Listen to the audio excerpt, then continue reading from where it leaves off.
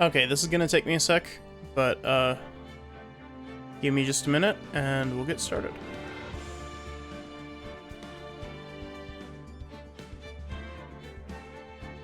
I'm working with a new setup. And it's a setup that's got my microphone, like, in a very awkward spot right up until I actually start the game.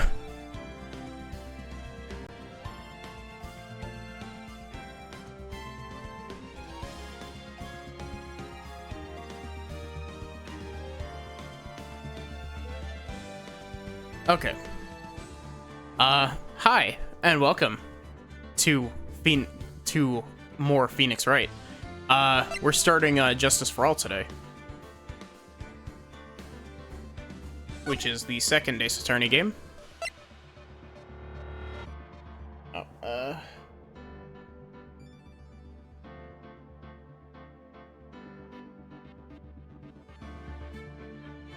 I'm hoping that the audio sounds good because I'm working with a slightly weird setup. I'm testing something new. But, crossing my fingers that it works the way that it's supposed to.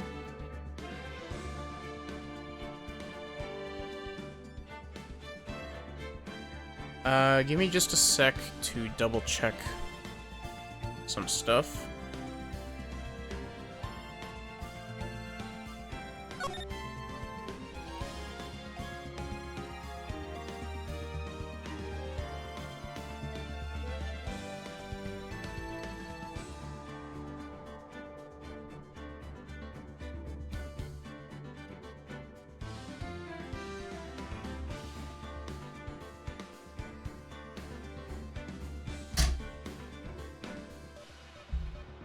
Great, I'm knocking shit over. Okay, I'm crossing my fingers that my stream will be fine. Though, there's a small chance that I might need to restart my router. I totally forgot to do that because I was in a bit of a rush to get stream started.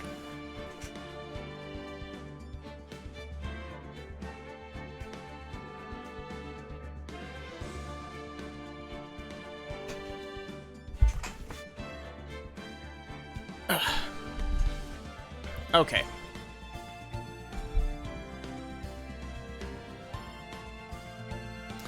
Let's go ahead and get started with The Lost Turnabout.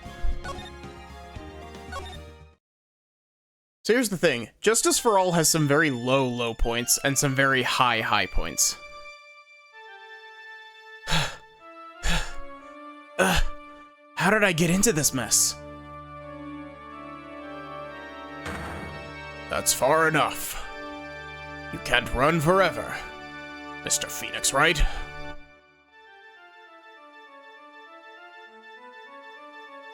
What have I done wrong? I cannot allow you to go on like this. But I'm just a simple defense attorney. Silence. You are no longer worthy of your title.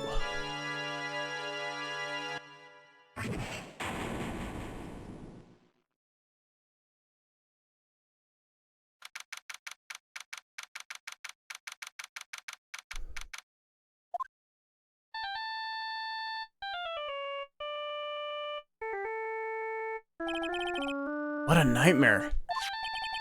And I bet it was this ringtone that caused it. I really shouldn't be dozing off right before a trial starts anyway. Huh. Looks like they hung up. Good. I finally found it.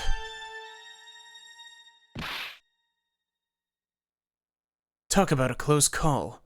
I hate to do this to you, but... it's nothing personal, Mr. Attorney.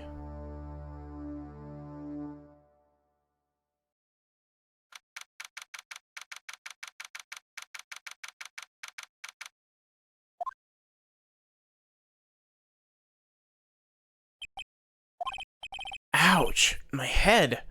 It's throbbing. And why does it feel so foggy in there? Good morning. Good morning. What's wrong? You don't look well. People are at their best first thing in the morning. Where's that fighting spirit? Sorry, but can you please turn the cheeriness down? My head sorta hurts. Roger that. Am I in trouble or something? Huh? Trouble? Wait, never mind. You're a policewoman, right? I thought maybe I had done something wrong. What are you talking about? I'm the one in trouble. What? I'm placing my life in your hands today, Mr. Phoenix Wright. Life in my hands? You promised me. You said you'd prove I was not guilty. Not guilty? Just when I thought all hope was lost, when the other lawyers had laughed me off. Leave it to me, you said. You, the one and only Phoenix Wright, came to save the day. And just like that, I was moved to tears, sir. I'll never forget what you're doing for me, ever.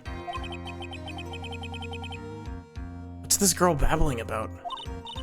Actually, I really love to watch court proceedings, and I always root for you to win. When I'm off duty, I like to come here and... What's wrong? You've been acting real strange, and you keep staring at me. You're making me kind of nervous, sir. Oh, sorry. I'm afraid to ask, but here goes. So, this might sound bad, but, who are you? What? Mr. Wright, how can you say that? How can you do this to the fragile heart of a girl about to go on trial? You're absolutely horrible. No, I mean, I didn't mean it like that. Is this how a defense attorney treats his clients, sir? I can't believe this. No, it's just... Well, I think you have the wrong person. Yes, I'm... Who am I? Why am I drawing a blank?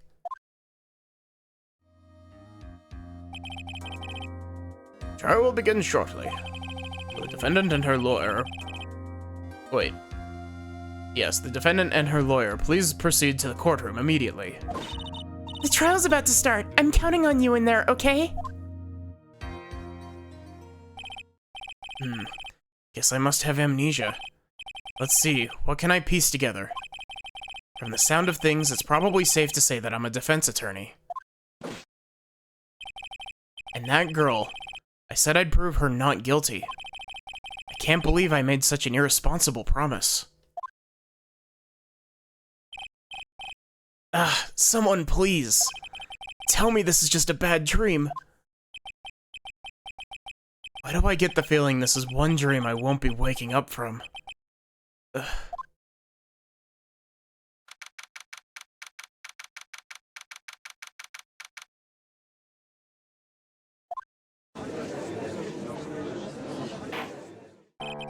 Court is now in session for the trial of Maggie Bird. Prosecution is ready, Your Honor. What is it, Mr. Wright? You talking to me? Do you see any other defense attorneys here? I guess not. Now then, are you ready? Yeah. I guess I should say yes for now. Are you ready, Mr. Wright? Yes, Your Honor. Wait a sec. If her life is in my hands, I should really do the responsible thing. Actually, you see, Your Honor, my memory's kind of... Court will not hear the defense's excuses. Because the defendant is a member of the police, this case is under great scrutiny. Therefore, we must make this trial fair but swift. I believe I have told you this before. I hope you're not telling me you've forgotten. Actually, I have. Mr. Payne, your opening statement, please. Yes, Your Honor. As I'm sure you're well aware, the defendant is accused of killing her lover. What's worse, her lover was a fellow police officer. Policeman? You did what to a policeman? It wasn't me. And besides, Dustin and I, we weren't lovers like that. In any case, the prosecution will prove that the guilty party is none other than the defendant. Very well. Mr. Payne, please call your first witness. It's been a while, Mr. Wright. Let's see what you've learned since last time. I won't show you any mercy this time, rookie. Okay. And who are you again? The prosecution calls Detective Dick Gumshoe to the stand. Here we go. Don't let me down, Mr. Wright. Nowhere to hide. I'm so dead.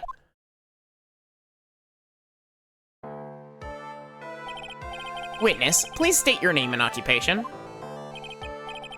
My name is Dick Gumshoe, sir. I'm the detective in charge of homicides down at the precinct, sir. Don't look very well, detective. Well, sir, the defendant, she works under me, so, you know. I forgot what I did for Gumshoe's voice, so it might take me a bit. You work under that detective? Yes, sir. And while I was a trainee, he was always watching out for me, sir. He's such a wonderful guy, sir. I'll never forget what he's done for me. Okay, calm down. I believe you. Detective Gumshoe, please describe for us the details of this murder. Yes, sir. It happened at the park near headquarters, Expose Park. The victim was one of the local cops, Dustin Prince. He was pushed down from the benches on the upper path, sir. The landing beat his body up bad and snapped his neck. The details are listed in the report that was distributed yesterday. Ah, yes. This autopsy report, correct? Why do I not remember getting a copy? Also, I should preface this by saying I don't know Justice for All nearly as well as I know the first Ace Attorney. So this will be a lot more of like a normal playthrough.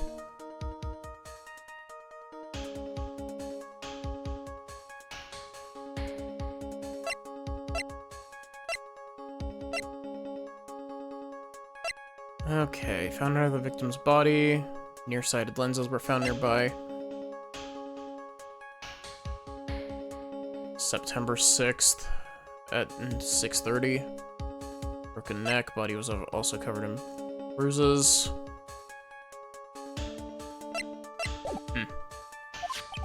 I see. Everything is in order here. Even the estimated time of death is unusually well documented. The victim's watch stopped from the impact to the landing, sir. Results of the autopsy confirm the time of the death. If I may, Your Honor, the prosecution would like to submit this photograph. Very well. The court accepts it into evidence.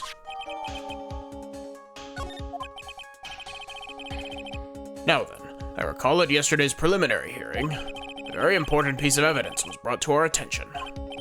Yes, Your Honor. Yes, sir. Yes, I guess. Mr. Wright, is your head on right today? There's a very crucial piece of evidence found under the victim's body. Was there? Have you lost your mind? Well, actually, it's just nerves. Give me a second. What? How can you talk like such an amateur? I thought you were a pro, sir. All right, sir, I'll help you through this. At a time like this, maybe you ought to take a glance at the court record. Court record? Yep, info about evidence and people involved in this case are all listed there, sir. You can look at the court record by pressing the R button. R button, huh? You really know what you're talking about. Don't you? It's too bad I'm a cop, right? Just think, I could totally be a legal aid instead. Mr. Wright? Yes, Your Honor. Court is in session. Save your chit-chat for later. Sorry, Your Honor. Well, I guess I'd better check the court record and see what I can find. What was it again? R button? Yeah. Alright, Mr. Wright. Let's see if your notes are in order. What was the piece of evidence found underneath the victim's body? That's simple, Your Honor. Broken pair of glasses. That's right.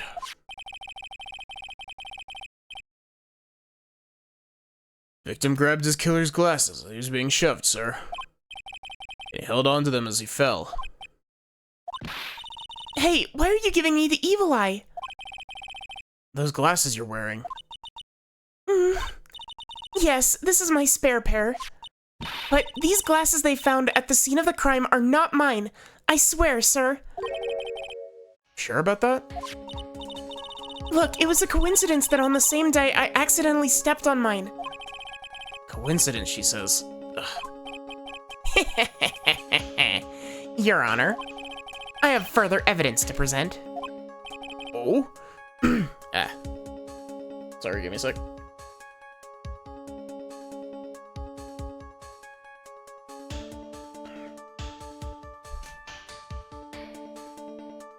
Oh, you have more.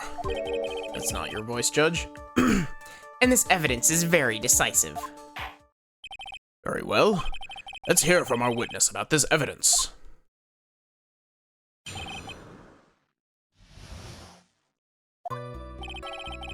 Something even more incriminating than the glasses under the victim's body, sir.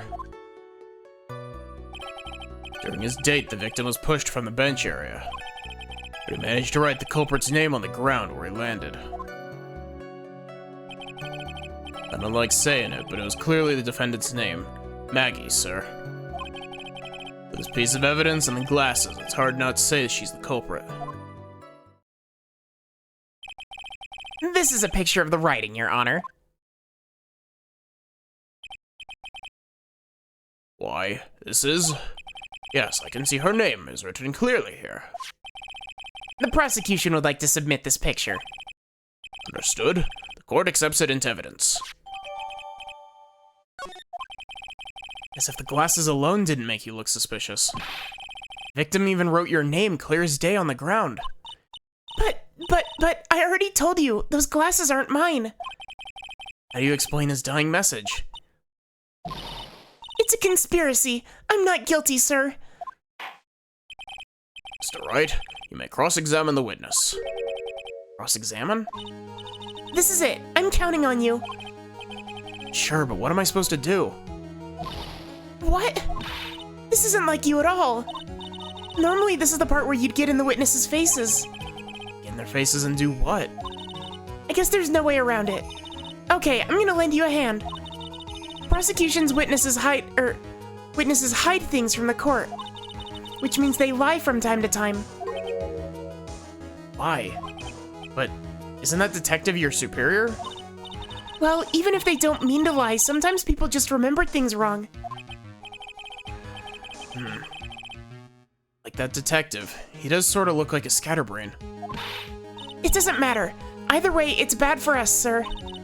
That's why when you question a witness, you have to find and expose their lies. Mr. Wright, your cross-examination, please. Yes, Your Honor.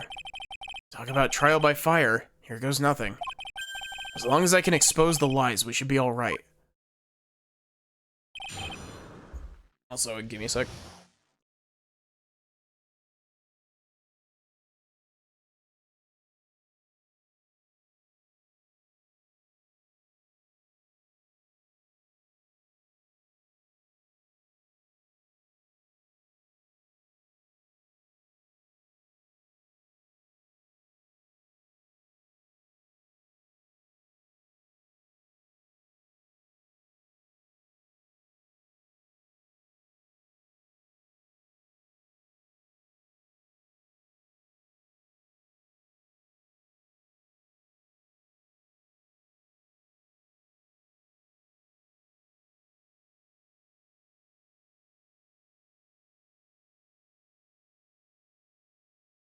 Sorry about that.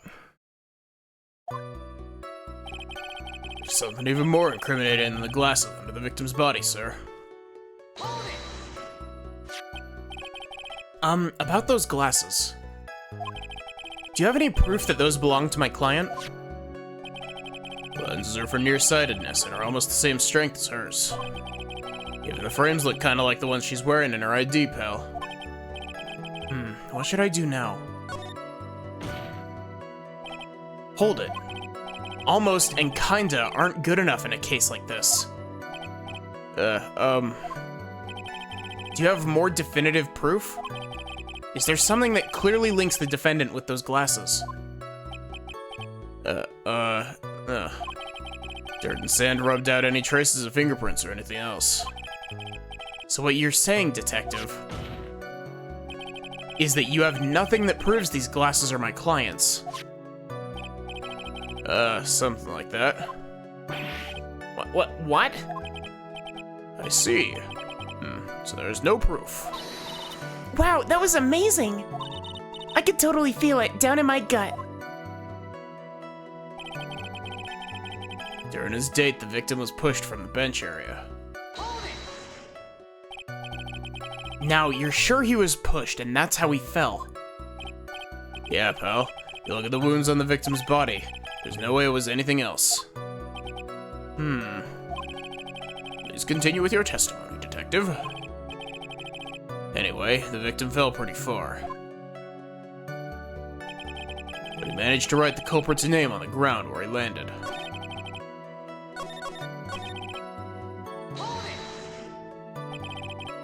Culprit's name? Yeah, Perez too. Didn't want to believe it, but... Was the name that of my client? I don't like saying it, but it was clearly the defendant's name. Maggie, sir. Are you absolutely certain?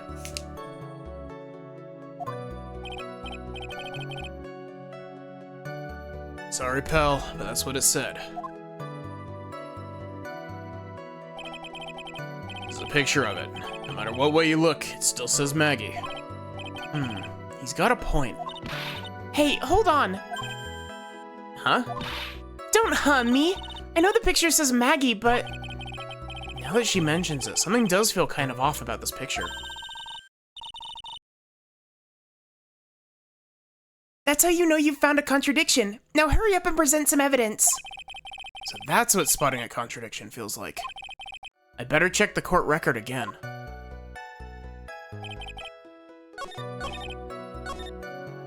Oh, yeah, I forgot. You can actually present profiles in, Justice for All.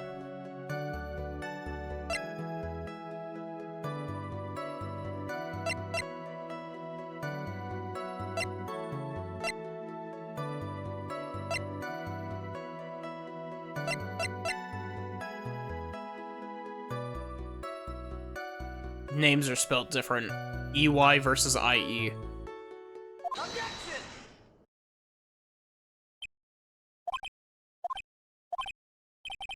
What is it?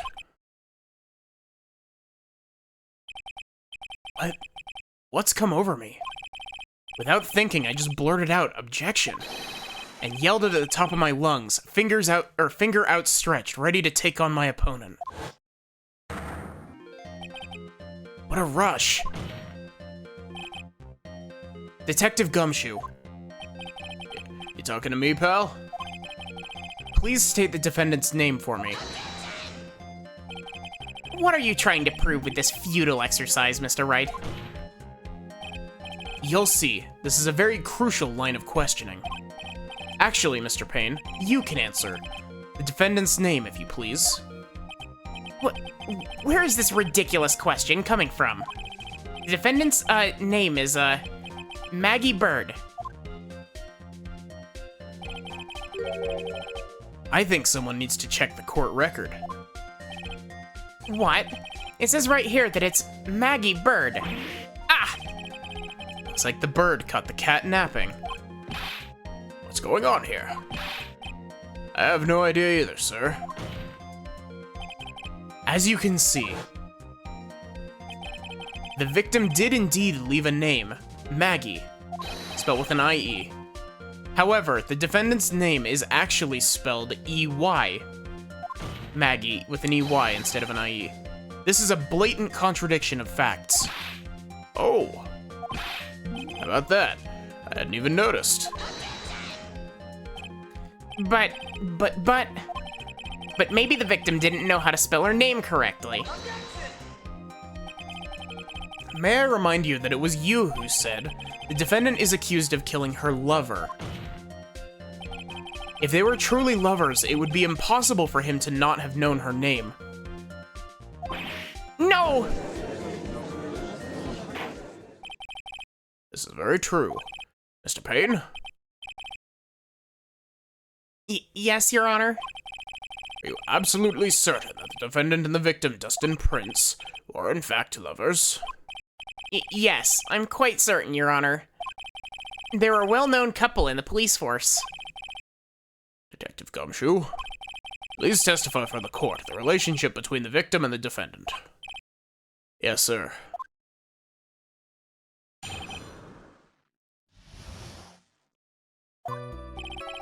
Officer Prince and Officer Bird had been going out for about half a year. It sounded like they were even talking about marriage. Day of the incident just happened to be the victim's birthday, sir. Officer Bird had gotten Officer Prince a present. It was something she had bought over 2 months ago. I should know, because she came to me to ask what she should get for him. Oh, those two sounded like they were close. Nevertheless, tragedy struck. Yes, I see. You may cross-examine the witness, Mr. Wright.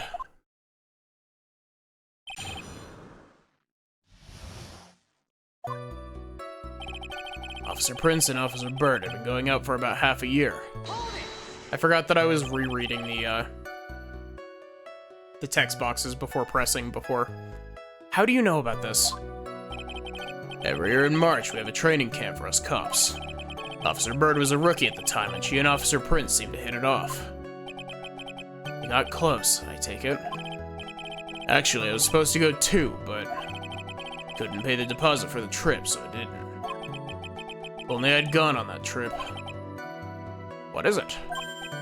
Oh, nothing, sir. Really. Anyway. Sounded like they were even talking about marriage. Marriage? Wasn't the victim 8 years older than her? What, you saying a guy's gotta marry someone the same age as himself, pal? No, that's not what I meant at all. Detective Gumshoe and Dustin were only a year apart, you know. I think this fella has a ways to go before marriage. Mind your own business, pal. Day of the incident just happened to be the victim's birthday, sir. Officer Bird had gotten Officer Prince a present. Oh, I just autopiloted through that.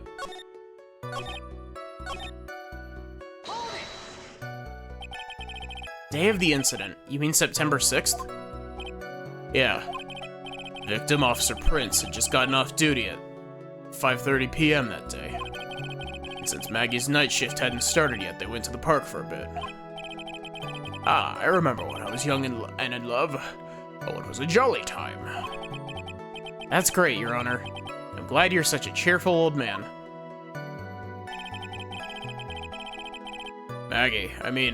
Officer Bird had gotten Officer Prince a present.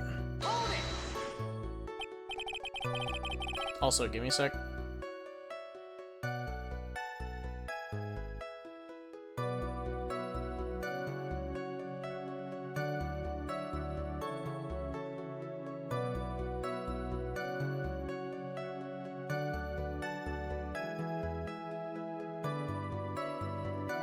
There we go. You seem to know a lot about the defendant. Well, that's because, I'm her boss and I gotta watch out for my subordinates. But even what she was going to give as a present? Isn't that going a bit too far? Hey, pal, watch what you say. I know everything that happens under me. If someone so much as scratches their...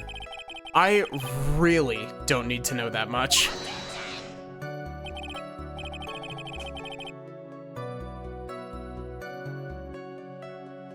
Mr. Wright, please refrain from badgering the witness.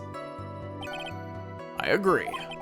Even if this witness has a crush on the defendant, that should not be the point of discussion at this time. Whoa, wait a second. Why are we talking about this? It's all your fault, pal. You're guilty, guilty, guilty. Should have you arrested. I think the good detective is about done here. Hey Sachi, how are you doing? Thanks for the resub. When the justice is for all. I've never been in a court of law. I think the good detective's about done here. In case you haven't been here, Sachi, Phoenix has amnesia currently because they couldn't think of a better plot device to give you a tutorial again. Something that she had bought over 2 months ago. Doing good. Over 2 months ago.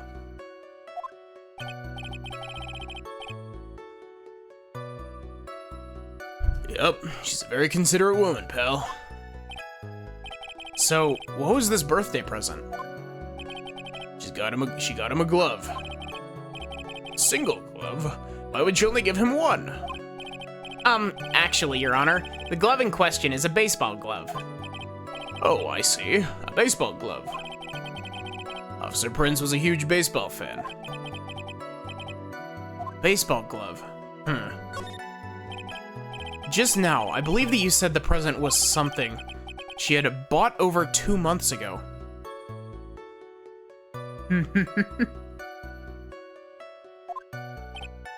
Or hurts from screaming at Guilty Gear.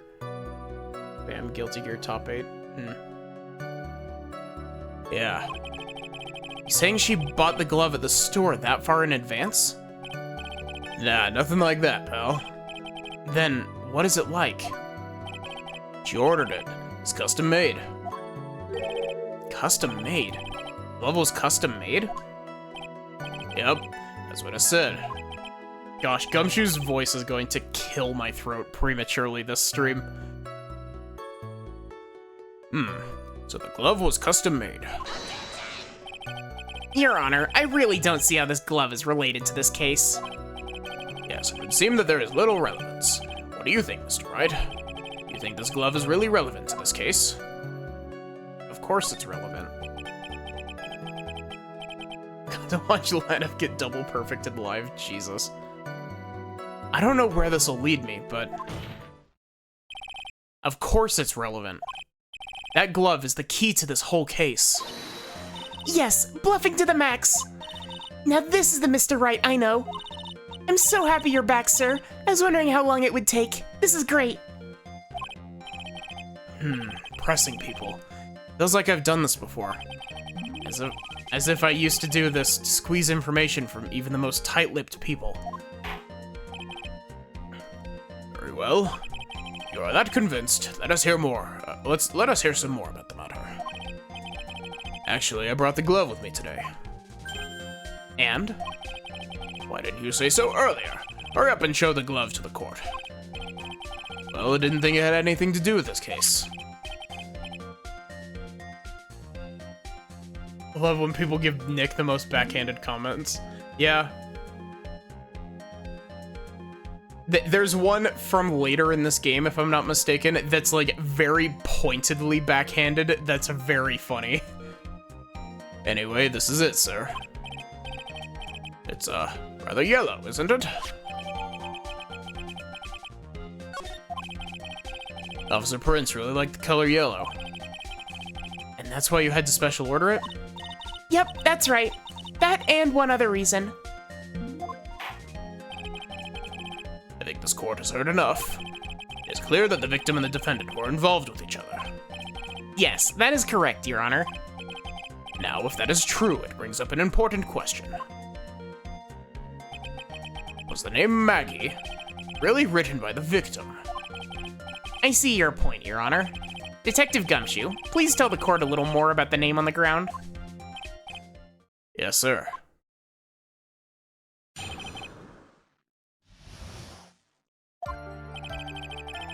We first looked into the handwriting. Fortunately, we couldn't confirm that it was the victim's handwriting. Next, we checked the victim's pointer finger. Found that there was sand trapped under the victim's fingernail. There were also scratches on his skin that were caused by him writing on the ground. From this, we could confirm that the victim wrote this name with his right hand. Yes, a perfectly logical conclusion. Now then, Mr. Wright, you may begin. You may cross-examine the witness. Thank you, Your Honor.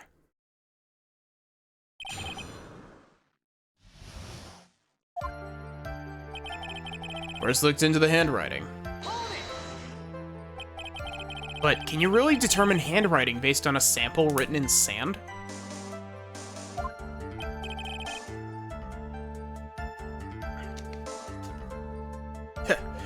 This is why amateurs are amateurs. We're not a bunch of simpletons, pal. Scientific investigation in this country is actually pretty good. Emma in the background, just like, Scientific investigation. I believe it's time to get back to the real point. Agreed, Your Honor. So, what was the result of the investigation?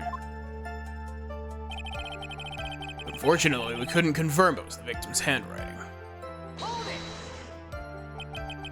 So in the end, you couldn't confirm it? Hey, don't you look down on us. I told you, we're not a bunch of simpletons, pal. Everyone knows you can't find out everything you want with scientific investigation. I've never heard that before. Me neither. Nor I. I never heard anything like that at the police academy, sir. Okay, so I made it up. Anyway, I'm bringing Gumshoe's voice up a little bit because it's starting to dry my throat out very quickly. next we check the victim's pointer finger. His pointer finger. Scientific investigation, baby. Yeah. You know, you're the one always pointing and waving around in people's faces. Don't tell me it bothers you. Every time you do it, I have a mini heart attack. It's like you're trying to kill me, pal. In any case, you examined the victim's index finger, correct? Yeah, we figured out there should be something on his finger if he'd been writing in sand. And the results? We found that there was sand trapped under the victim's fingernail. This is totally gonna be something like, the sand was trapped underneath the finger on his right hand, but Dustin is left-handed or some shit like that. And what does that prove? Well, it proves that he did write the name with his own finger. Yes, which explains why there was sand stuck under his nail. I guess he's right. And there's more. There are also scratches on his skin that were caused by him writing on the ground.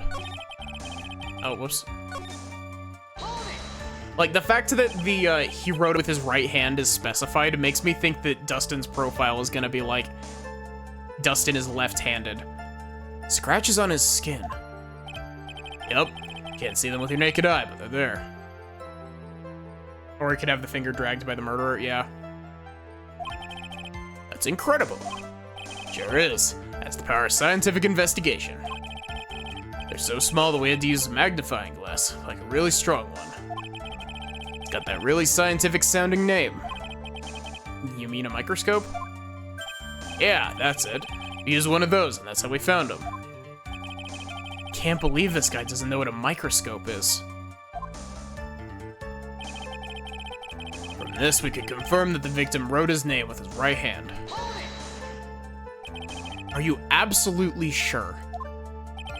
I believe this is the power. I believe in the power of science. I wonder if my evidence is solid enough to counter with. Listening to this, you would think there was only one conclusion. That the name was definitely written by the victim. But don't you think that would be really strange, sir? If Dustin really wrote that message with his right hand, you think I would have gone through that much trouble to get him his present? Present? What about it? Oh, the present is a left-handed baseball glove, isn't it?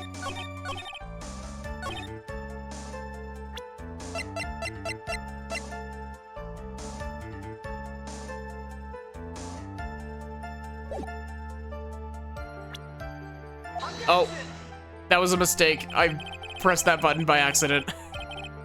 This evidence clearly reveals the contradiction in that statement, Your Honor. How exactly are the evidence in the statement just now related? They aren't, are they? Not at all. Mr. Wright, please think the facts over before making accusations. I don't think that won me any points with the judge. We need to present, we need profiles. No?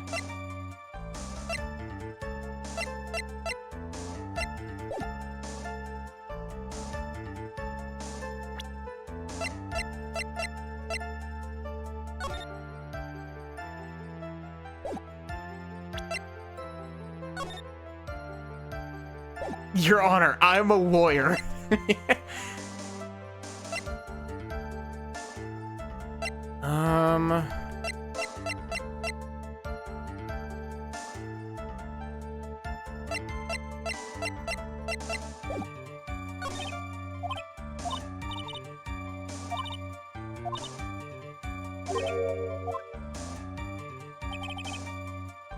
First looked into the handwriting. Unfortunately, we couldn't confirm it was the victim's handwriting. Next, we checked the victim's pointer finger. Found that there was sand trapped under the victim's fingernail. There are also scratches and skins that were caused by him writing on the ground. From this, we could confirm that the victim wrote this name with his right hand. Didn't I present the baseball glove to this, though?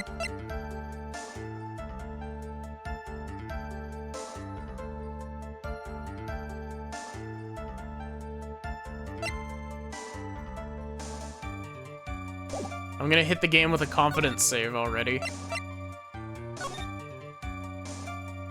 Oh, did I present the badge? Whoops. Oh, I did present the badge by accident. Whoops. Detective Gumshoe, take a look at this. That's the glove, right? Could you tell the court what's special about this glove? Special? I never really thought about it, but, it's really yellow, and that's about it. Yes, it's really yellow, but that's only one of its qualities. Huh? There's another reason why it's special. And what would that be? It's very simple. This glove is made for a left-handed person.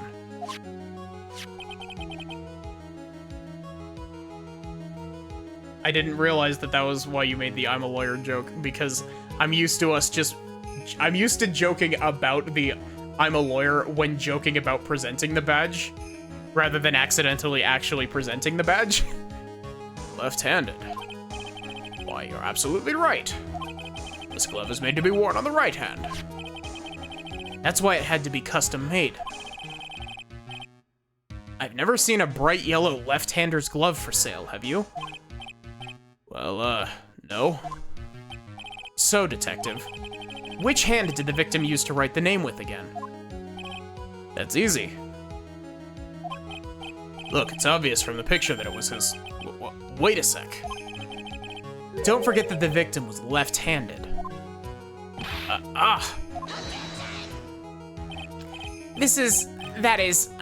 I object.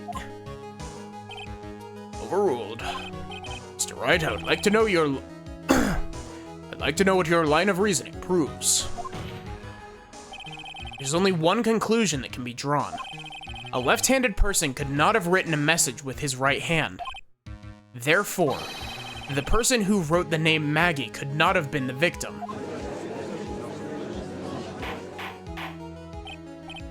Order, order. You think about it that way, then yes. It's not possible that this name was written by the victim himself. Then that means Maggie is... No, it's not possible! Mr. Payne? Yes, Your Honor. The evidence the prosecution has presented has failed to prove the defendant's guilt. In fact, I believe you have proven her to be innocent. No! All right, you did it, Mr. Wright. Phew, I feel like I can breathe again. Seems that we have reached the conclusion. You did a fine job once again, Mr. Wright. Me, Your Honor? Well, thank you, sir. See, you got complimented by the judge again. You're really good. And that's why you can't give up being a lawyer, sir. You joking? I'm more than ready to retire. I will now announce my verdict. This court finds the defendant, Maggie Bird. No, not yet. I mean, please, give me a few more minutes, Your Honor.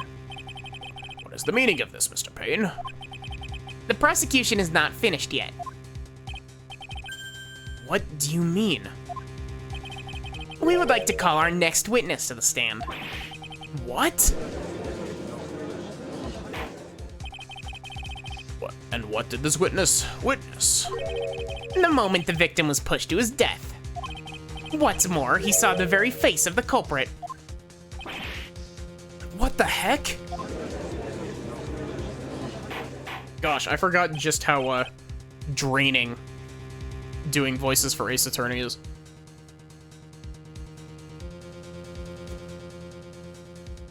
And you know Ace Attorney, it's gonna be the killer. Order, order in the court. I believe a recess is in order. Afterward, we'll hear from this new witness. I had a feeling that was a bit too easy. I need more information. I'll have to see what I can find out during this recess.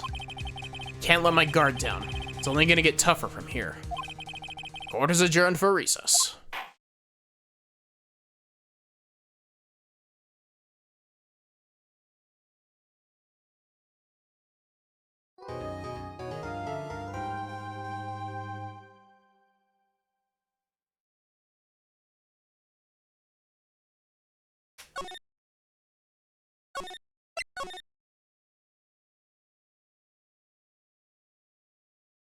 I like that they have to abbreviate Phoenix Wright Ace Attorney to PWAA to fit Justice for All in the thing. I always found it funny that, like, America really likes putting subtitles on its games. Because the name of the Phoenix Wright franchise in Japan is Gyakuten Saiben, which means turnabout trial. But then the games don't have subtitles in Japanese. It's literally just Gyakuten Saiban 1 through 6. And then you have the Great Ace Attorney that's Dai Gyakuten Saiban. And then Dai Gyakuten Saiban 2. Like, America just really likes its subtitles, I guess. Amnesia? I can't believe my lawyer is trying to defend me in such a state. Why didn't you tell me, sir? I'm sorry. I'm sorry I didn't mention it to you. Oh, I know what to do. I heard you can fix something like this with a really strong shock to your system. Come on, lower your head a little. A Maggie kick should be all you need. No. I think I'll pass on this one. Come on. I'm sorry. Whenever I see someone in trouble, I have a hard time leaving them alone. I tend to stick my nose where it doesn't belong and try to tackle everyone's problems.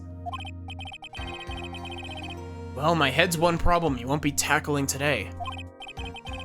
Well, we're here to solve your problem first. We can deal with mine later. For now, do you think you can fill me in on a few things? Of course, I'd be honored to. Well, I guess we'll start with my name and then I can tell you about me. No, that's okay, really. I think I know you and your name pretty well by now. I was wondering if you could help me figure out a few things about myself. So my name is Phoenix Wright. What a weird name. This is serious. You really don't remember. I'll tell you what, sir. You can have this back. Maybe it'll help. This is a business card? I got this from you. It's my most prized possession. You can borrow it for now, but please give it back, okay? Okay. Some numbers written on the back. Oh, that's your cell phone number. Guess for now we should stop talking about me. And start talking about this case. This case? Yep. Can you think of anything that would be helpful for me to know? What can I tell you? I can't think of anything other than the incident with the cell phone, but... Cell phone? Yeah, your eyes lit up when we talked about it at the detention center, sir. Hurry up then and tell me. It might be very important. Okay, Roger.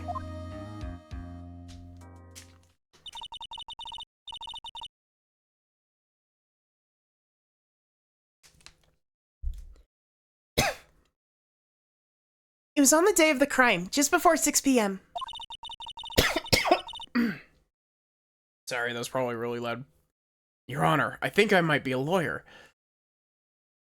I'm not entirely sure, though.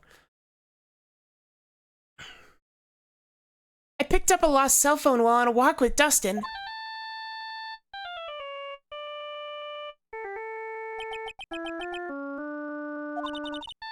All of a sudden, the phone began to ring. Hello? Oh, thank you. I've been searching for my phone. Is this yours? Oh, I'm glad you called. We can meet up and I can give this back.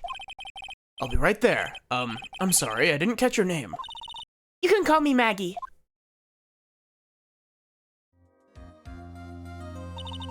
We agreed to meet up at 6 p.m. Dustin and I waited for the person to show up, but they never did. So where's the phone you found now? I gave it to you yesterday.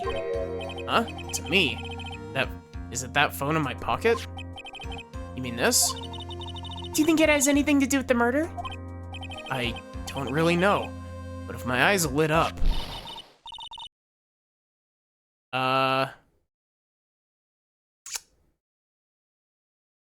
I don't know who this is. Is this Maya? This might be Maya. Ah, you were here all along. You're so mean. I called you a million times, but you wouldn't pick up. And when I went to check the courtroom, everyone had already left. She's back. She's back from her training. Now who the heck is this? Let me guess. I'm supposed to know this girl too. Hey, good morning, Maggie. And a good morning to you too, Maya. So, how's it going? Is there a word for worse than abysmal? Oh?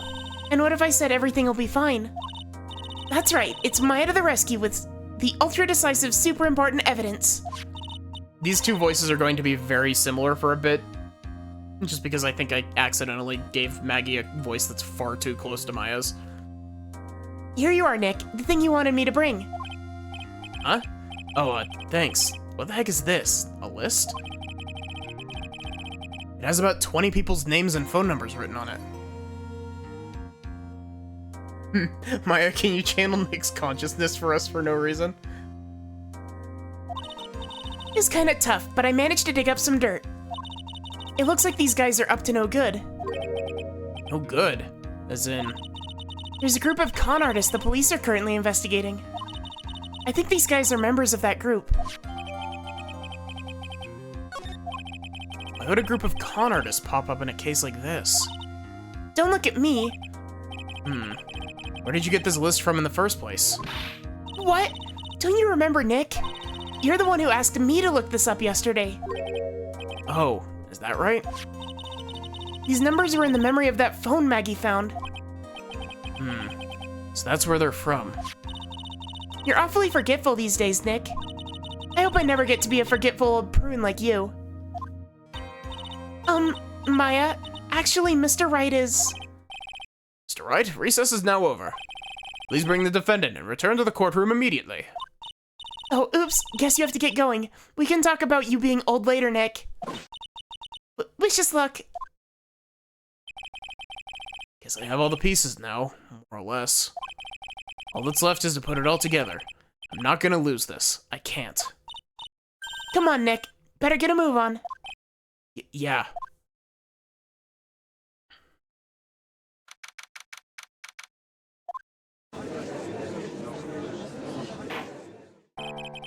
Court will now reconvene. Please call your next witness to the stand, Mr. Payne. Yes, Your Honor. But before I do, if I may say a few words. What is it, Mr. Payne? Are you saying that your witness is a little bitch who can't abide by court proceedings? It's about the next witness. He has a tendency to say things that rub people the wrong way, you see. So I asked that the court might be a little lenient on... There's no need to give a preface.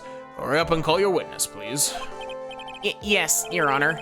The prosecution calls its next witness. A drifter who was taking a walk in the park on the day of the murder. Please state your name for the court, witness. Before I do, I'd like to clarify a little something. Oh, alright, go ahead. Just now, you introduced my wonderful self to the court, correct? Perhaps as a drifter who is taking a walk. Did I? But I will not stand for that. You've tinted the court's eyes and colored me wrongly.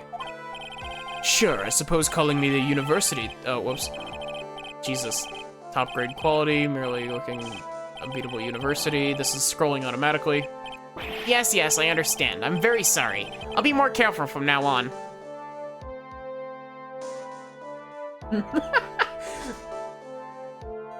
That's really funny, Sachi. You gotta... The auto mod got you for saying strangle this motherfucker.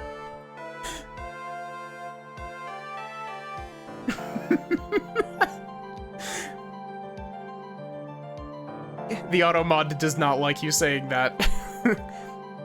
Yes, I understand. I'm very sorry. I'll be more careful from now on. Sorry, Automon. What is he? A human chatterbox? I have to question him? Fashion, cars, women, glasses, and of course, university. First rates only need apply. Glasses? You aren't wearing glasses. That's enough. Your name, witness. Oh, is that how you want to play this? Using your power and influence to keep the young people down. I see how you work now. You old people and your dirty tricks. You thought you had me, but you thought wrong. I'm sorry, it won't happen again. Oh man. I forgive you. Alright, I suppose I can tell you my name. I am Richard Wellington, the drifting virtuoso with a PhD in drifting, as it were. If you wanted to, you could call me a university student in transit. Mr. Wellington, on the day of the murder, you were taking strolling through the park, correct? It would appear that you're attached to that word.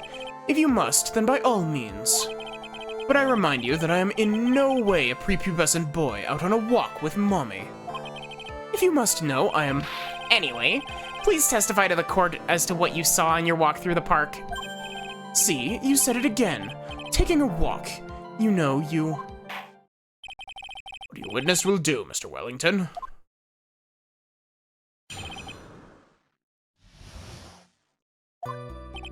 I was at the park all afternoon, deep in thought about my life situation.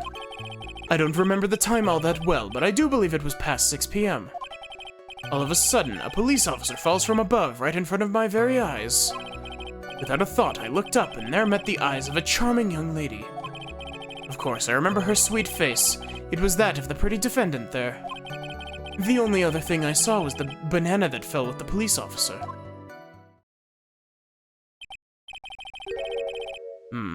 That was certainly a decisive testimony. Decisive? Nick, did you hear what he just said? Yeah. That's all you have to say? How can you be so calm? It's strange. My mind's very calm and clear. Maybe it's because I believe in my client. You mean Maggie? Yes, and if she really is innocent, then that can only mean one thing. That guy is lying. You may now question the witness, Mr. Wright. I'll find out the truth, no matter how well you craft your lies.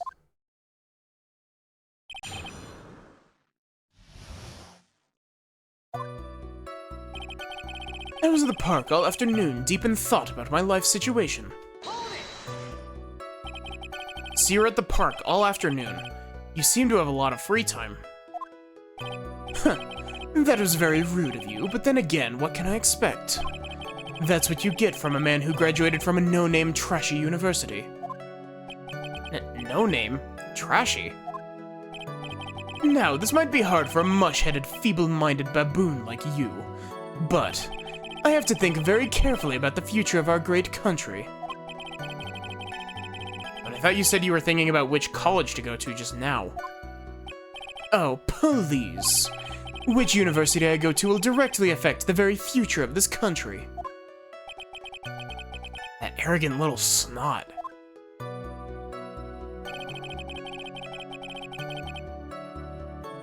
I don't remember the time all that well, but I do believe it was past 6 p.m. How did you know what time it was? If you're I see you're not wearing a watch, so... Is that the best you can do? Do you think you can discredit me like that? You're just a third-rate, biased fool. I guess I can't expect real smarts from you. Ugh, this arrogance is really intolerable. I cannot stress this enough, I hate it here. Answer the question. How did you know what time it was? Tisk tisk. I can't believe I have to deal with a worm like you. You're just a shallow man who can only slam on desks and point at people for fun. Huh. I guess I don't have a choice. I'll try to explain it so that even a third-rate simpleton like you can understand. There was this little thing they called a clock at the park. Did you get that? Do you know what a clock is? It's a thing that tells you the time. As you can see, Mr. Wright, it's even in this picture at the crime scene. Oh, so it is. I looked at that clock, and that's how I knew the time. But if you ask me, this whole concept of breaking, first-class person, ridiculous notion, live freely without constraints, yet another flood of meaningless words. Talk about a first-class waste of time. In any case, all of a sudden, a police officer falls from above right in front of my eyes. How did you know he was a police officer?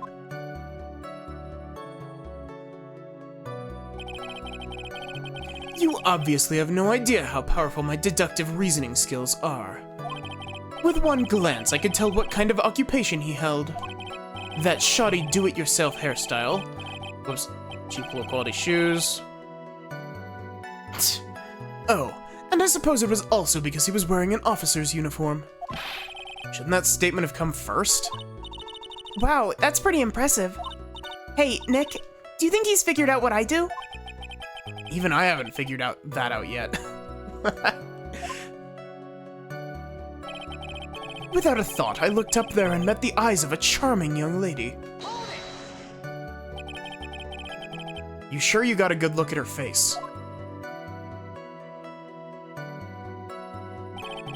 Animals have this thing called an eye, Mr. Wright. They use this eye to see things. In the case of humans, we have two of them. Yes, even you. I don't care if I have them or not. Did you not get a clear look at her face? That's what the witness was just about to get to. I would like to request that Mr. Wright not use such a loud voice during questioning. Sustained. Mr. Wright, please refrain from raising your voice in this court. Then please, don't make me have to raise my voice. Phoenix gets very sassy in this game from what I remember, by the way. Are you finished? Then I'd like to continue if that's alright with you. It's not alright with me, but continue. Of course, I remember her sweet face. It was that of the pretty defendant there. So, you're sure you're not mistaken? Please, don't confuse your pitiful train wreck of a life with mine.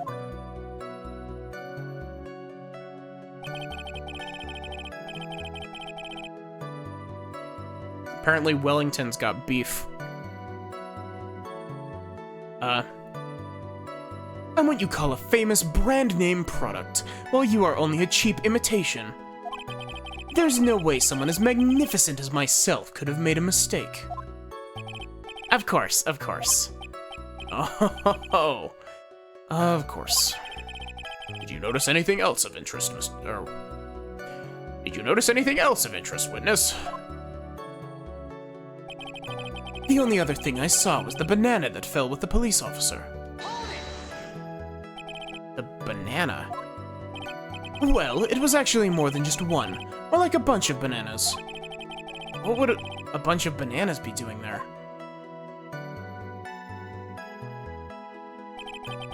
And why would I know such a thing? I'm only telling you what I saw. That's really strange. Maggie never mentioned anything about a bunch of bananas. That's it, Nick. He's gotta be lying about the bananas. He could be, but there's no reason for him to lie about there being bananas at the crime scene. And what if it's not a lie? Well, maybe he thought he was seeing one thing and it was something else? He mistook something else for a bunch of bananas, then that would be an inaccuracy. Think, Phoenix, think. If my client is innocent, there's no way he could have seen what he says he did. Which means we can somehow show if we can somehow show he's lying. Yeah, that's exactly what we need to do. She's right. She's got a sharp mind, but I just wish I could remember who she was. Is everything okay, Nick?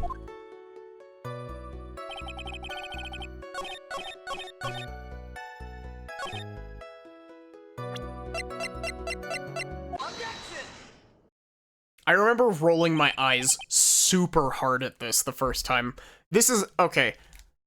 This is a very not great case. This is one of the low points in Justice for All. Among, it's got 2 fantastic cases and 2 not fantastic cases.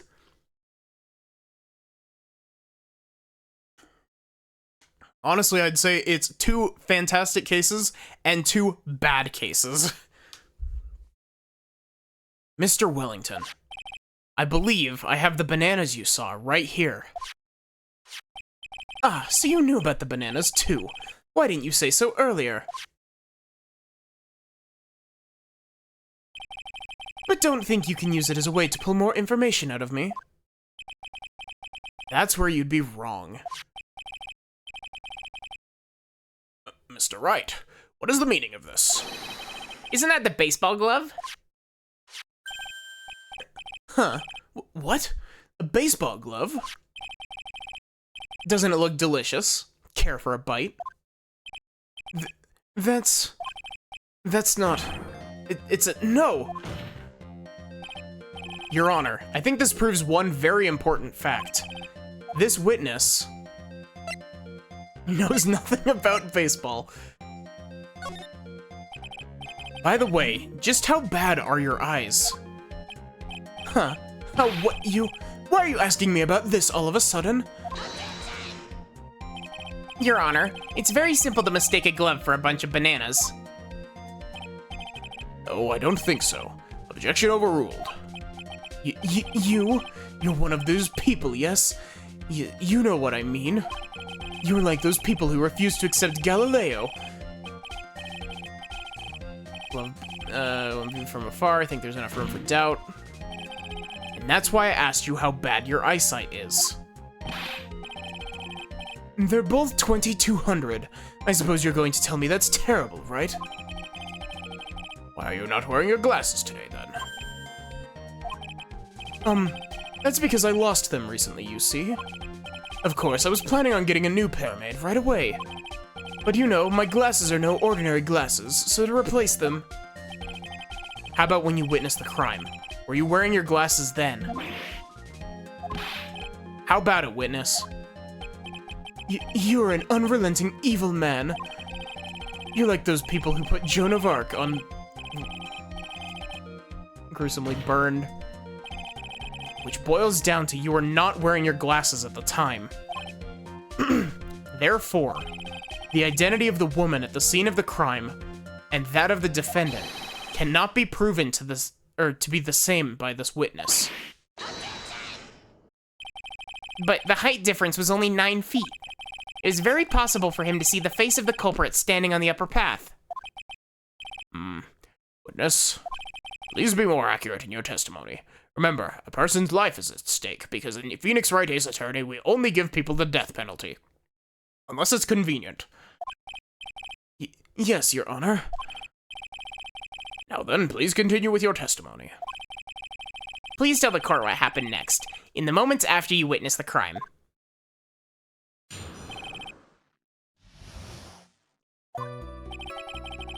The girl on the upper path ran away as soon as she realized I was there.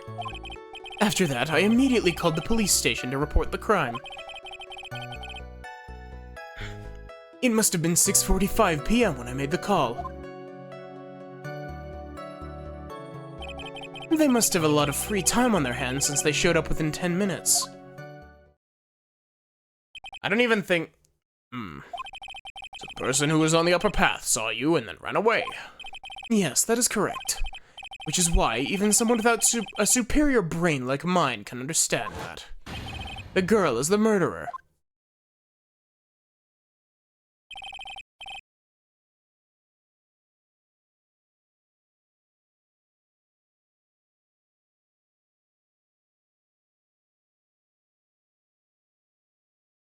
You might question the witness now, Mr. Wright. I think I already know what this contradiction is, but... The girl on the upper path ran away as soon as she realized I was there. We're still believing he saw the clock right after we proved he can't see shit. I think that it's, yeah, it's gotta be the fact that it took him 20 minutes to call to, like, report the crime. Because the person died at 6:40, or at 6:28, and he said 6:45 for reporting it. The girl on the upper path ran away as soon as she realized I was there. She ran away, just like that. Yes, she did. She saw me and flew the nest like the guilty bird she is. Oh, I'm sorry. Was that pun too hard for someone who only got a third-rate education? Actually, that did take me a few seconds to get. Anyway, if she ran away the instant she saw you, how could you tell it was my client?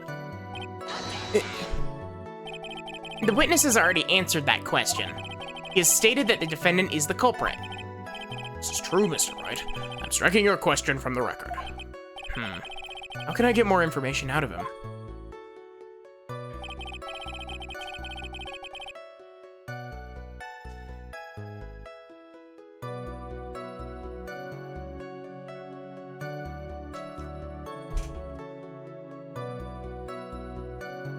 After that, I immediately called the police station to report the crime. Has he not figured out she's a police officer? She wasn't wearing her police officer attire at the time. Immediately, as in immediately. I mean, sure, a minute might have elapsed before I did, but that's the duty of every good citizen. Or did they not teach you that in your pitiful school? Think people learn about how to call the police in college? Hey, Nick, I think you should take a look at the court record for a sec. It must have been 6:45 p.m. when I made the call.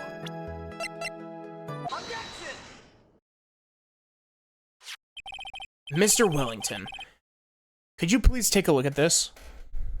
I'm gonna need to get more water. I'm almost out. You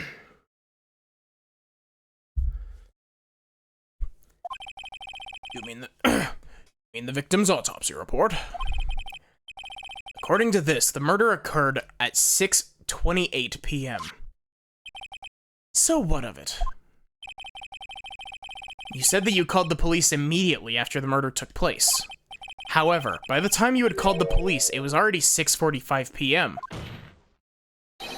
There's clearly a 15-minute gap here. Do you deny it?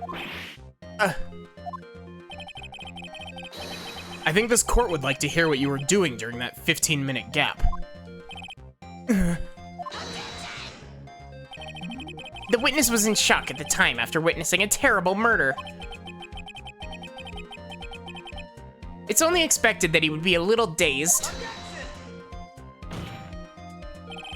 15 minutes is hardly what I would call a little dazed. Ah!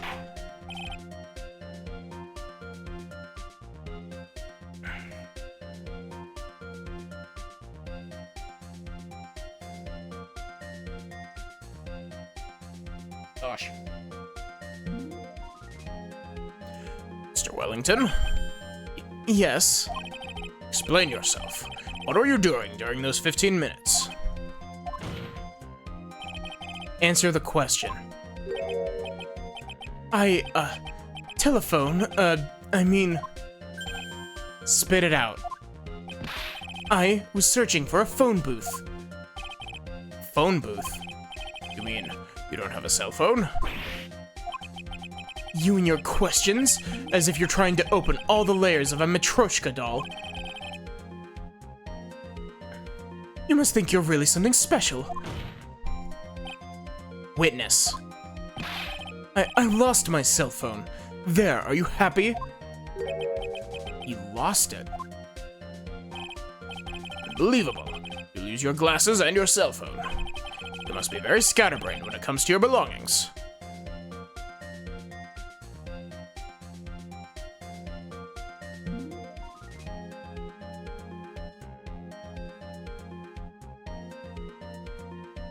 No, don't keep listening to him. The next statement is the contradiction. What? Are you saying that first-rate people are never allowed to lose things? Haven't you ever heard of all geniuses? Yeah, rationale, quirk, he's a genius, blame him. Enough. Oh man, oh man. Wait, hold on a second. He lost his cell phone. Nick, that cell phone, could it be? You mean this phone Maggie found? There's no way.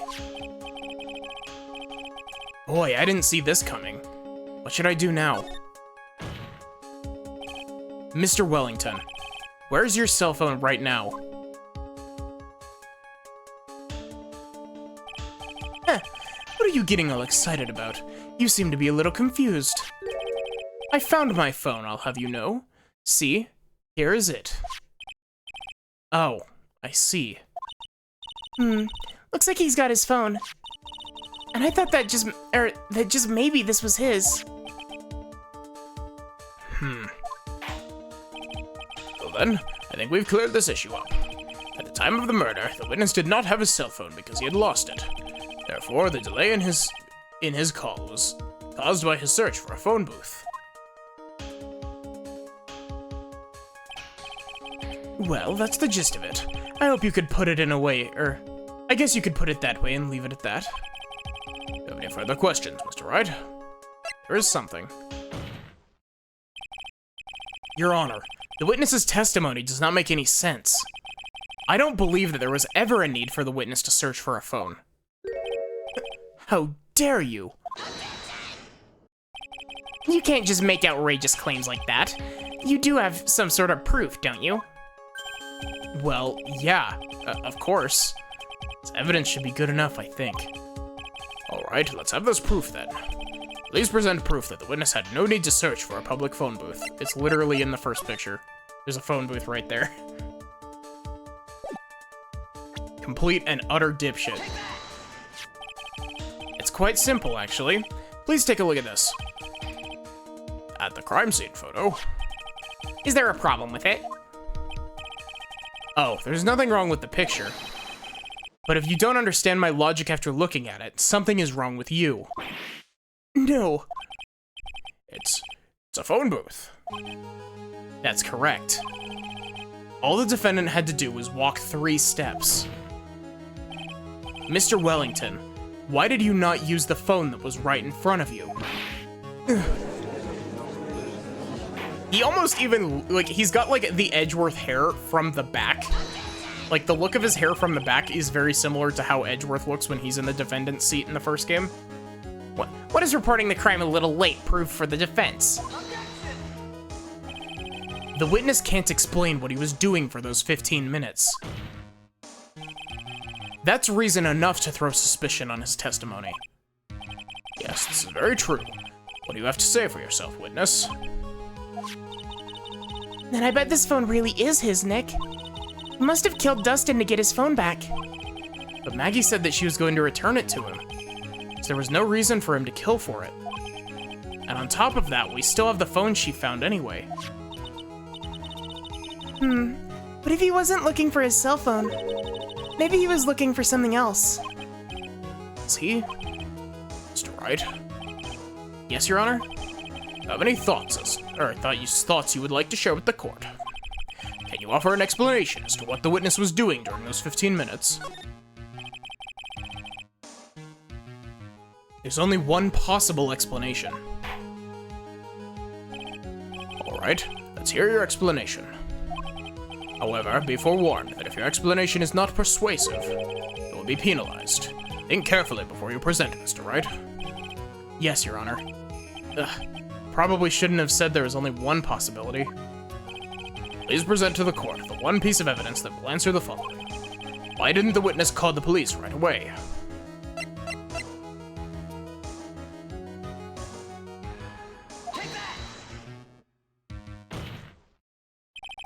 Mr. Wellington.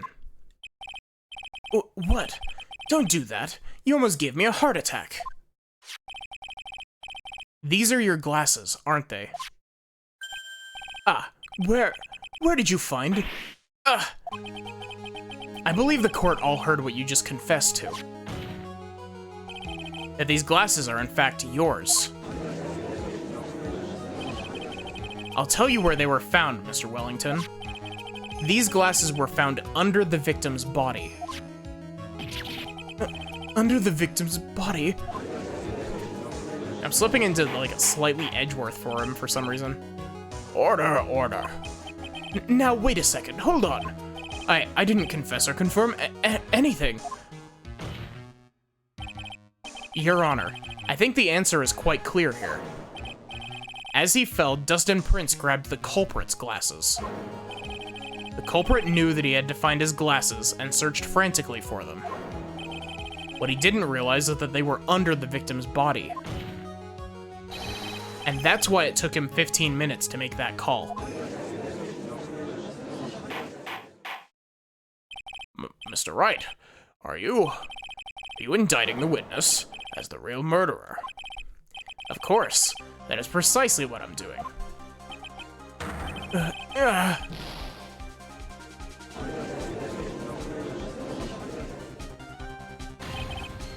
I know I'm right.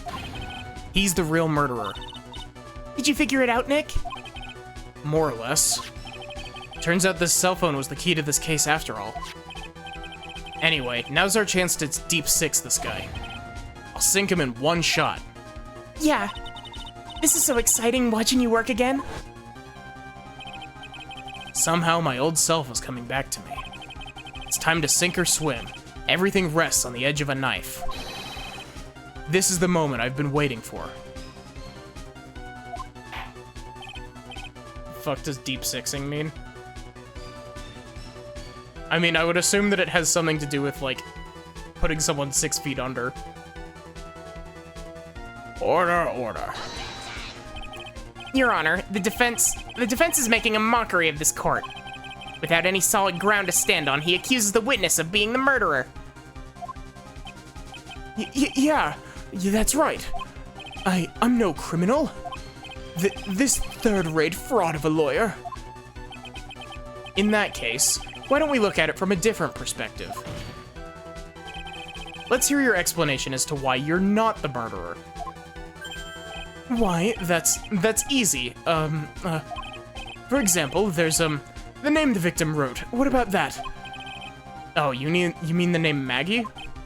Yeah, even an idiot like you can read that, right? But we already know this was not written by the victim himself. After all, the defendant's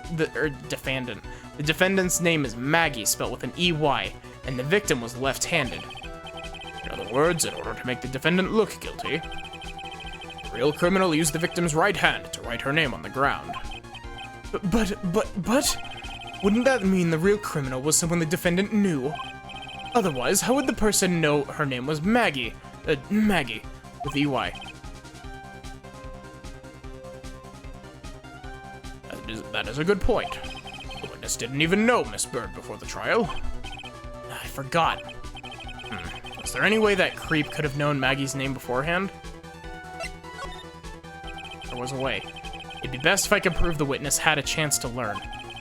That the defendant's name was Maggie. Now, will the defense please present its case?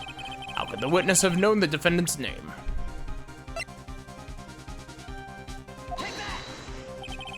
Mr. Wellington, you didn't have your cell phone with you on the day of the murder, correct?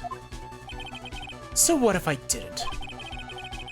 When you realized you'd lost it, what did you do? What did I do?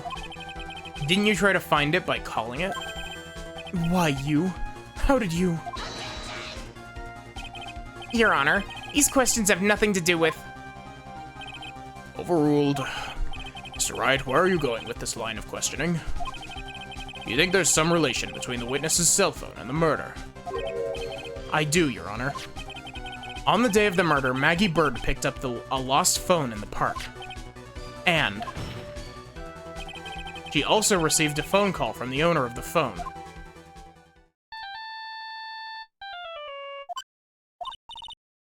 Hello? Oh, thank you. I've been searching for my phone. Is this yours? Oh, I'm glad you called. We can meet up and give you this back.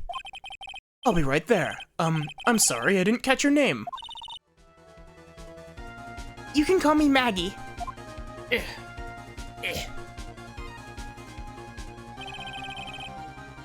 That was when you learned that her name was Maggie. But you made one fatal mistake. Fatal mistake? My client's name is Maggie, spelled with an E-Y, but the name that was written on the ground was Maggie with an I-E. Yes, Maggie has the blue badger on her sweater. This is a mistake that could only occur if all you knew was how her name sounded.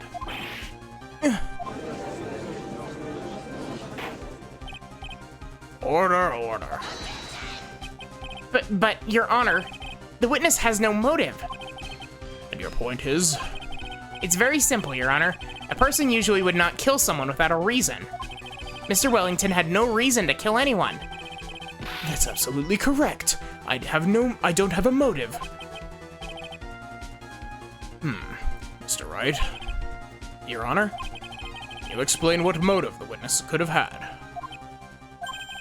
It's very simple, Your Honor. Are you sure, Nick? I said I can't offer an explanation, then the trial's over, right? Yeah, but...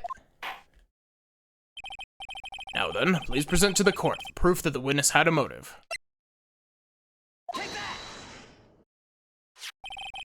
Mr. Wellington's motive is right here. What is this? A list? These phone numbers were pulled from the memory of the phone the defendant found. And we've determined that the people on this list are members of a certain group. You looked up all those numbers? Well, I did slip an Edgeworth there. Of course. This list of phone numbers was stored in the cell phone's memory.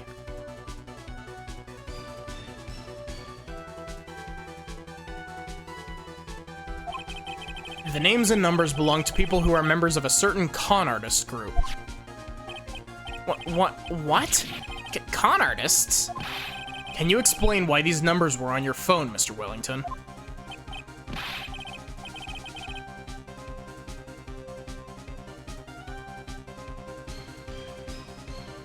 This is an outrage, an invasion of privacy. Looking up the phone numbers on a person's phone is a worse crime than murder. You're one of those people. You're just like the cops who railed on Maurice. I don't care, Mr. Wellington. All I want is for you to tell us what this list is about. You think any of you, know what it's like to be a refined man such as me? Your Honor, this is unjustified badgering of the witness. Objection overruled. Mr. Wright, what is the meaning of this?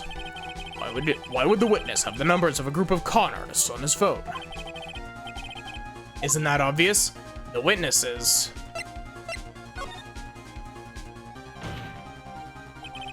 Mr. Wellington is a member of this very group. No. All your friends' phone numbers are stored right here on this phone. If anyone were to look into these phone numbers, it would be all over for you. That's why you had to kill. No, this is too much.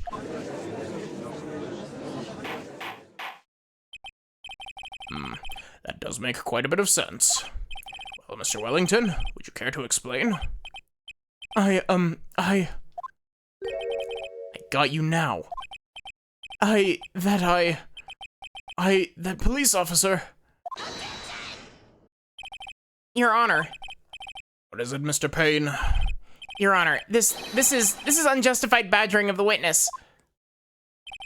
You said the exact same thing only a few seconds ago. Please? Please, let's think about the content of that phone call. Hello? Oh, thank you. I've been searching for my phone. Is this yours? Oh, I'm glad you called. We can meet up and give this back. The defendant had already promised that she would return the phone.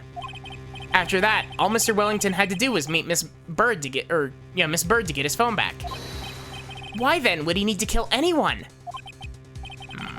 That is a valid point. What does the defense think about this? If you think about it logically, then it makes sense. Then maybe we should be thinking outside the box. Yeah, if we think like that, let's see. Maybe that slime ball saw something at the crime scene that made him commit murder. Thoughts, Mr. Wright? Well, I don't think Mr. Wellington went to pick up his phone in a very friendly manner. But he was promised his phone, so why would he have been unfriendly to the defendant? I think he must have seen something that didn't agree with him when he got there. Well then, Mr. Wright, what is this something that didn't agree with the witness? It's Dustin Prince in uniform. What Mr. Wellington saw was the victim. The victim? You mean Dustin Prince? The Blue Badger. You know, honestly, fair. The Blue Badger has been an accomplice to murder more than once, so...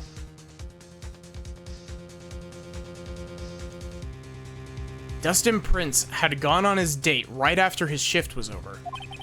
With no time to change, he went to the park still wearing his police uniform. Oh. Also, can I just say... Friggin' Dustin Prince looks like the most basic bitch. Like, look at him.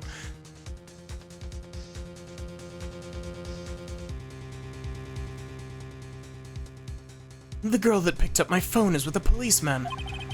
He couldn't have known they were going out, so he began to worry. He was afraid that the policeman would ask a few questions before returning the phone. If I do anything suspicious, he might run a check on my phone. In his mind, it was possible they had already run a check on the phone. And he went into a panic, is that what you're saying? Exactly. He looks like he thinks a McSpicy is spicy. True.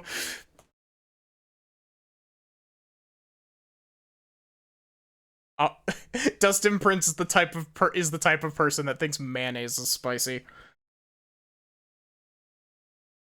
God. Now I want spicy food. Like, real spicy food. Like, I want, like, Indian high spice food. Like, Officer Prince was murdered simply because he was in uniform. Mr. Payne, do you have any comments? I'm thinking. Vindaloo? Yeah. That sounds really good. Okay. I like spicy stuff for, like... I like it when spice is additive to the flavor rather than spice being the flavor. And that's one thing that most Indian food that I've had, like, nails. Hey TM, how are you doing? It's been a hot minute. Like... I'm going off on a bit of a tangent, but, like, I like it when spice is additive to food, or when it's, like, I like stuff that's spicy for the sake of being spicy, as long as I'm not trying to eat it as a normal meal. So, like, there's this place that I got jerky from a little bit ago that was ghost pepper jerky, and, perfection. It is so good. I'm thinking. It seems the truth has come out at last. The witness, Mr. Wellington. You are...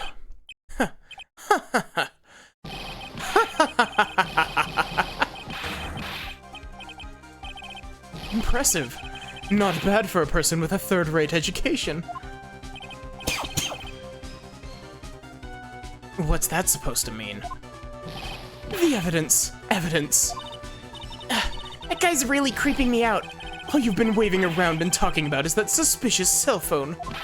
Suspicious phone number this, suspicious con group that. They're all on that phone. But who's to say the phone is really mine? Where's your proof, your evidence? You want proof that this phone is yours? I already told you earlier. That phone I lost, I've already found it. You don't even have the slightest idea who the phone in your hand belongs to. but you can be sure it isn't mine, you simpleton. What? But yeah, how have you been, TM? It feels good to see you squirm. We do seem to have a problem on our hands with this phone. Whose phone is it? Without knowing that, it's meaningless as evidence. Your Honor, this is bad. I can't let him turn the tables on me like this. This cell phone. There has to be something I have overlooked. There's gotta be. Maybe... I got it. We should check for fingerprints. Prints? Yes, Your Honor. Mr. Wellington must have left some prints on this phone. Nick, don't you remember? When you got that from Maggie, you wiped it off. I what? You said there was sand all over it, so... Wiped it? I wiped it. Pretty thoroughly, too.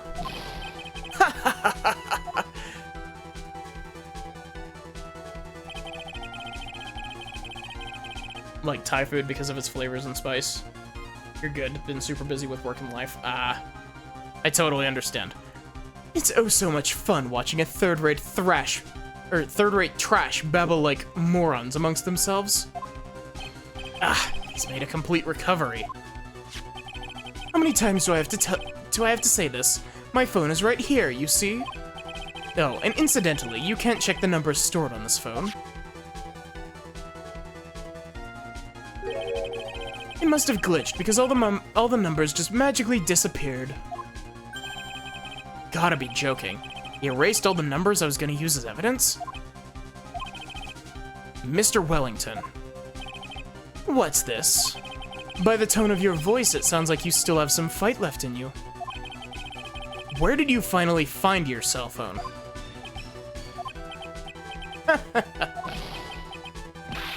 Oh, you are too much.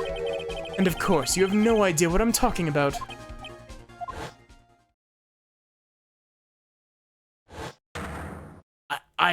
Oh my... Now I remember!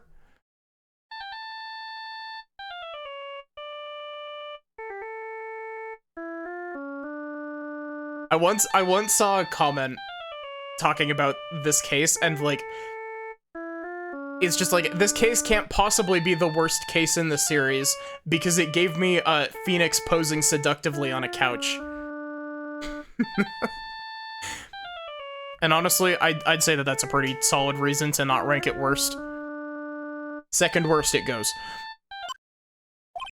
Huh. Looks like they hung up. Good. I finally found it.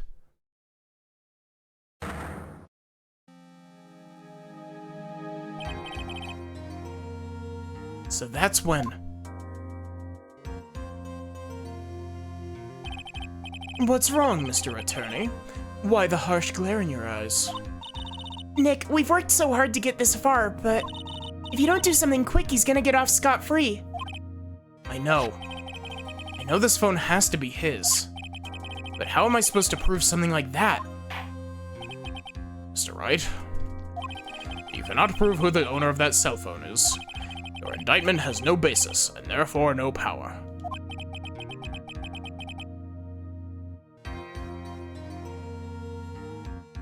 Yeah, I thought that I mentioned it earlier. Phoenix got amnesia because he got a concussion. And yes, the case is only as long as it is because we had to work through it because Phoenix has amnesia. Because they couldn't figure out a better plot device to use to get us to go through a tutorial again. Looks like you came up a penny short. Where? Where did I go wrong?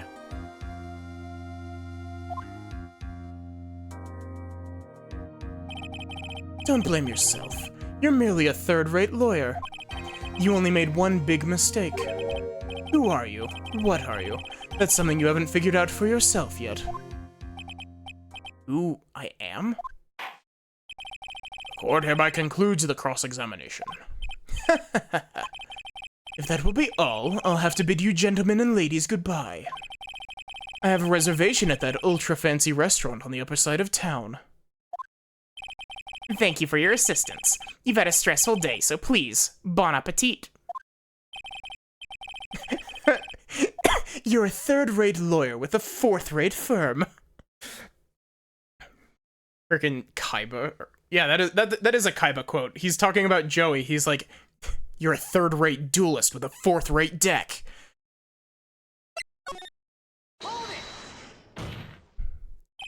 Please wait, Your Honor.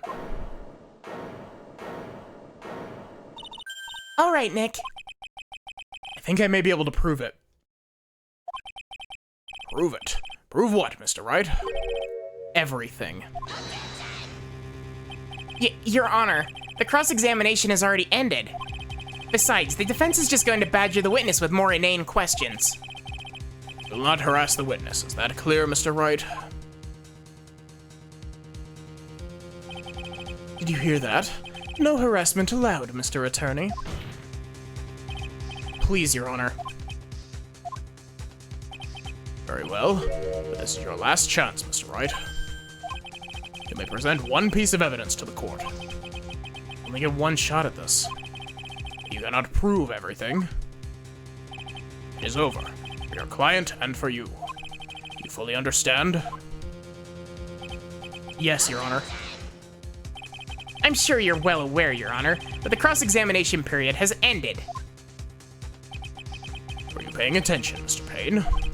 I said that Mr. Wright could present only one more piece of evidence. Oh. Now then, Mr. Wright, this is your last chance. It all comes down to this. It's go time. Please present one piece of evidence that will explain everything. My business card. Slip it in your pocket. Why, thank you. How nice. Here, please have one of mine. That's really funny. I didn't know that you got a business card back for that. Wait, what am I doing? This isn't the time to be exchanging business cards. Your Honor, there's something very important about that card, and that is...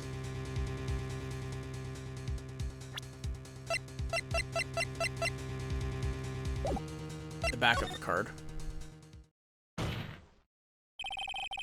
This card is important because of what's on the back. Also, can I just say... Phoenix finally learned to turn things over from freaking Turnabout Sisters. You wrote your cell phone number on the back, but... But that's exactly it. Can you please call this number from your cell phone? Right now, but court is still in session. It's okay. You'll see. Okay, if you say so. Is the defense preparing something, Mr. Wright? We're going to call my cell phone now. And then the court will see everything for what it is. Of all the idiotic, stupid things to do.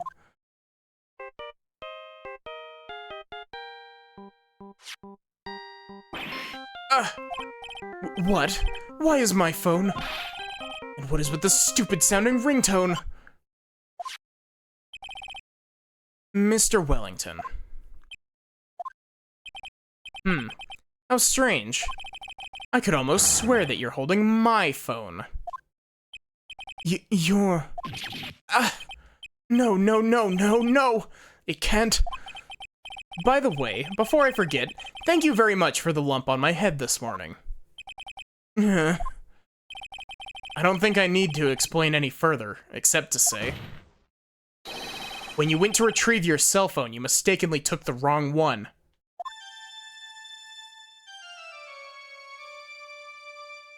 He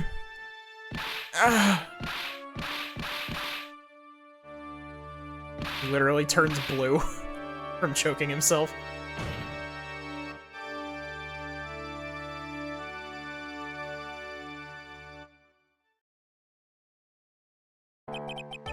So that is what happened. We're knocked out by Mr. Wellington.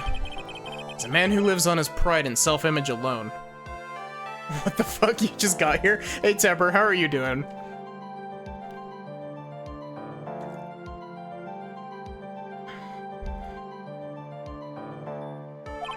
And in order to hide his involvement with the con artist group, he's become paranoid and has lost his ability to make rational judgment.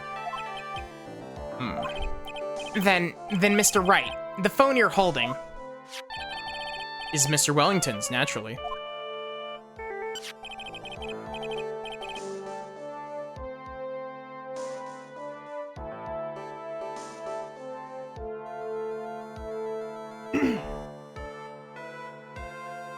Speaking of that man, how is he, Mr. Payne? He was arrested and has been taken away, Your Honor. Very well. Now then, this court finds the defendant, Maggie Bird, not guilty. Gumshoe throws confetti.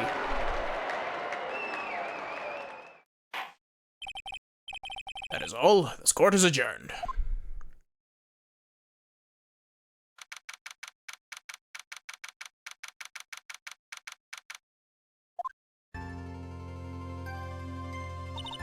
I knew that the real you would shine through eventually. I'm so moved by what you've done for me, sir. Thank you so much, Mr. Wright. I feel really bad for Dustin. He didn't do anything to deserve this. It's probably because of me. Huh? My whole life has been nothing but a whirlwind of bad luck and failures. Your whole life? It can't be that bad, can it? So, fun fact, I don't remember what exactly it is because it's been a hot minute, but Maggie's Japanese name, if I remember correctly, Maggie's Japanese name literally, like, means horrible luck or some shit like that.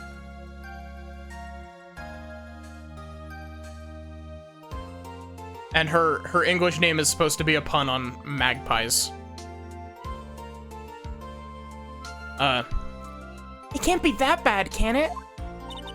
Since I was 6 months old, when I fell from the 9th floor of my apartment building, I've been hit by all sorts of vehicles, gotten sick from all sorts of foods, failed at almost every test I've ever taken, experienced almost every kind of disaster, and never won or even tied at a game of tic-tac-toe. Well, that one's entirely your fault, Maggie. Tic-tac-toe is a game of skill. My life has really been nothing but a string of disasters. That is pretty bad. Up until I went to college, I was known as the Goddess of Misfortune. And then at the academy, everyone called me Lady Luckless. Lady Luckless? What's worse is that my misfortune always seems to latch onto those around me. What do you mean? Gosh, it's gonna take me a minute to get my Maya voice back. Also, as soon as this case ends, I'm going to hit you with a BRB, and I need to go get more water. Especially for the start of the next case, because the start of the next case is just... But when I see someone in trouble, I always try to help. Ah, that's right. You were talking about this earlier. It happened again recently too, sir.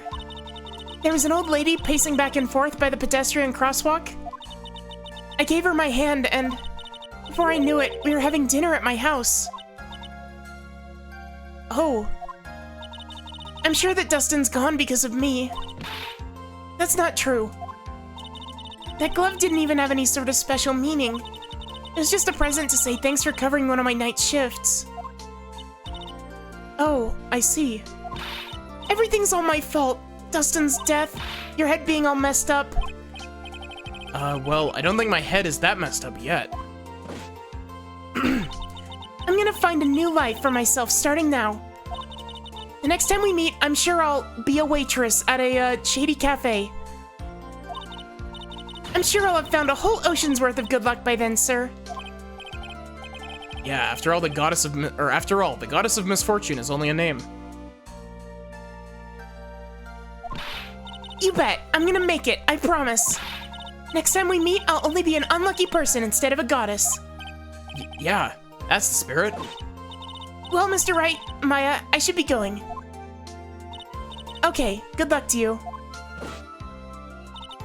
Thanks, you take care of yourselves too.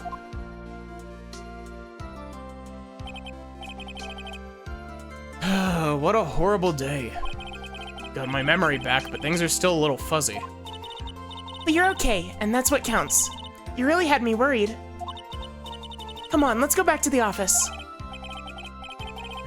afraid to ask, but here goes. So, this might sound bad, but, who are you? What? I thought you said you got your memory back. That moment, everything really did come back to me. Detective Gumshoe? Someone I've had clashes with in the past during certain cases, but he's also been a good ally during others. The judge? He's a lovable, kind old man who's easily swayed by other people's opinions. But in the end, he always comes up with the right verdict. This person. I haven't got a clue. He seems to know me, but maybe he's mistaking me for someone else? And this girl. Maya? You finally remembered. This is Maya Fey, my assistant. That's right. I have so many unforgettable memories about her.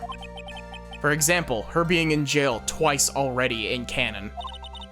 Earth to Nick, what's wrong? You keep staring at me. Don't tell me you've missed me.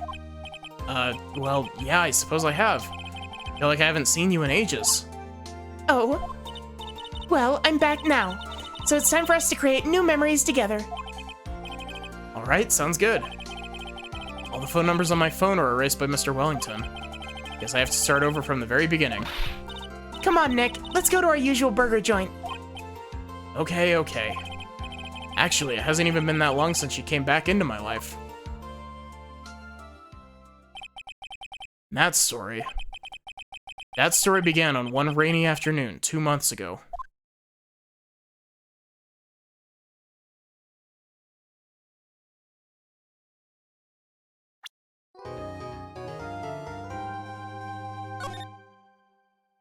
Okay, so I feel the need to say, preemptively, Reunion and Turnabout is one of the most slept-on cases in the series. I love Reunion and Turnabout a lot. But, real quick, before we progress further, I need to go get more water because, the start of this case is very good, and I'm very excited to voice it. But I will be back in a moment.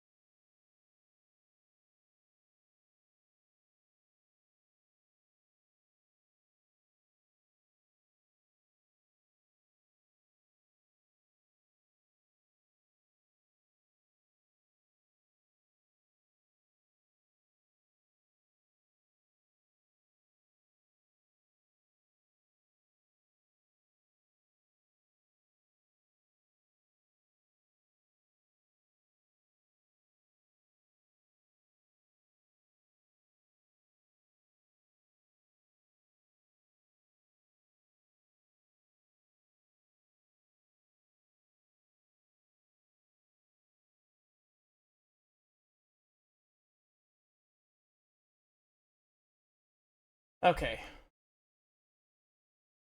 Hydration acquired.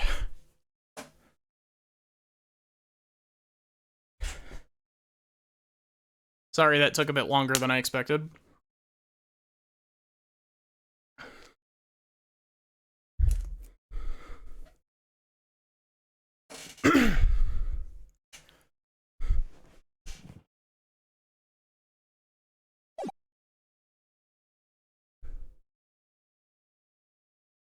That was no accident. I was drugged with sleeping pills. I was murdered by that person.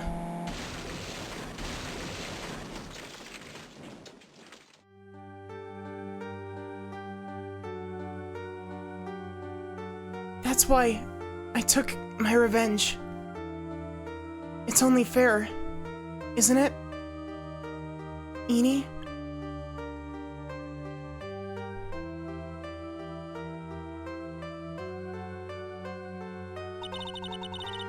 I finally get to see you again, and...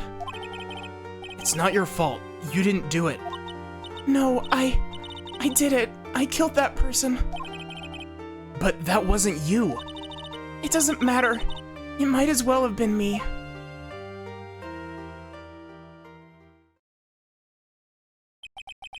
Can't believe something like this happened. The events of that gloomy, rainy afternoon that started this whole mess keep playing through my mind.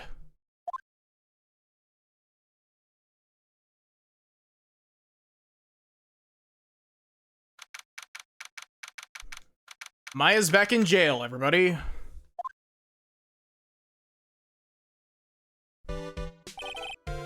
What depressing rain. Do you understand how depressed that makes me? Do you? I guess. But actually, more than being depressed, I'm angry. Angry at that weather girl on TV. I think our little rainy spell will take a break with the day of sun. Is what that girl said? I'd stake my life on it. Well, it's the weather. That's why I didn't bother to bring an umbrella today. What nerve calling herself a weather girl? She's going to hear about my $1,500 suit. About your case. Unless you're planning on suing the weather girl? I'm sorry. I thought that before we got down to business, we could have some friendly chatter. My name is Dr. Turner Gray. I'm a surgeon. I mean never to end up under his knife. I'm here today because of this incident. Malpractice at Gray Surgical Clinic. 14 inpatients lose their lives. Oh, you're the doctor at... It's really quite upsetting.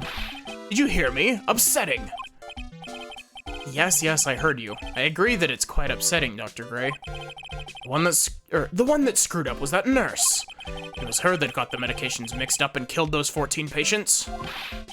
And yet, now listen good, and yet, that nurse had the nerve to go and die before admitting her wrongdoing. Don't mind me, I'm just dying.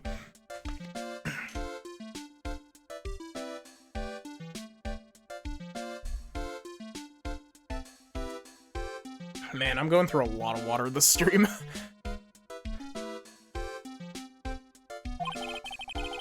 She didn't even offer any sort of explanation to me. And this is the kicker. She up and has herself a grand ol' accident and crashes her car. Smash, crunch, instantly transforming her car into the accordion model.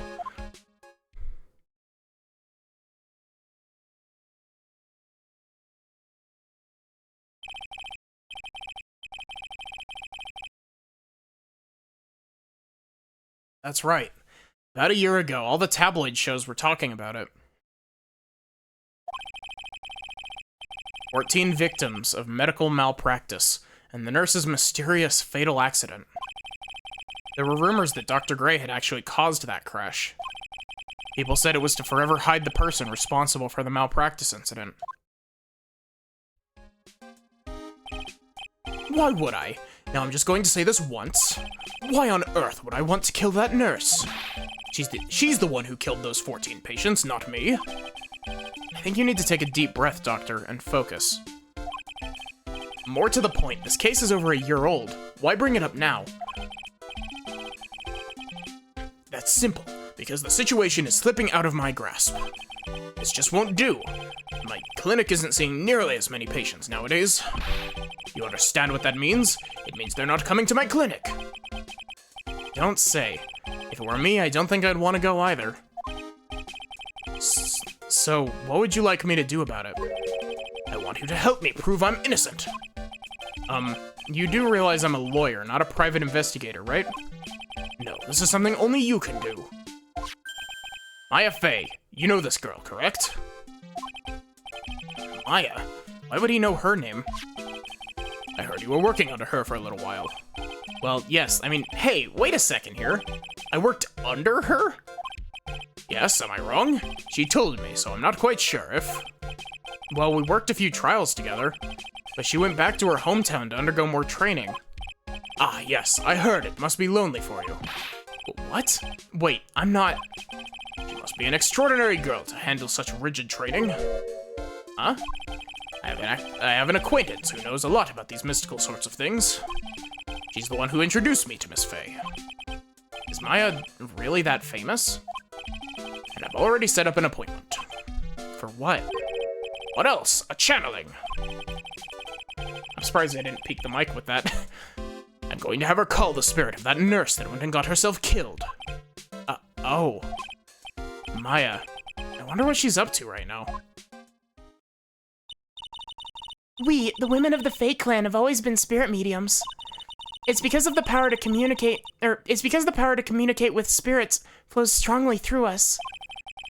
That's what she told me.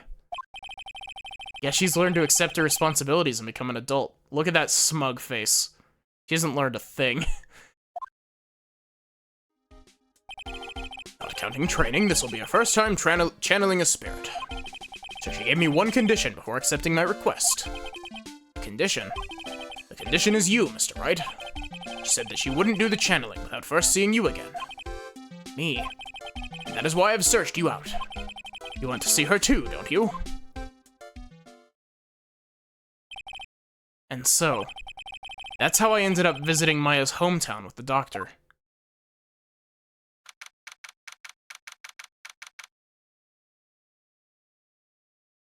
Of course, the doctor's named Gray. His last name is Anatomy or something.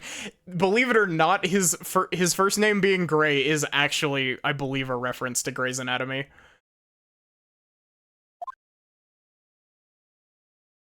Welcome to Wright. We saw this at the very end of Rise from the Ashes, actually. So this is Wright Village, Maya's hometown. Some people pronounce it Kurain, but I believe that technically speaking, the way that the anime pronounces it is like Kurain, because it's like that's how the katakana are for it. But so this is Wright Village, Maya's hometown.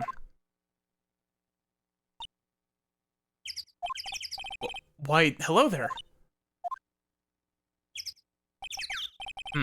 What an odd little girl. Hey, wait up, Pearly. Someone else is coming this way. Nick!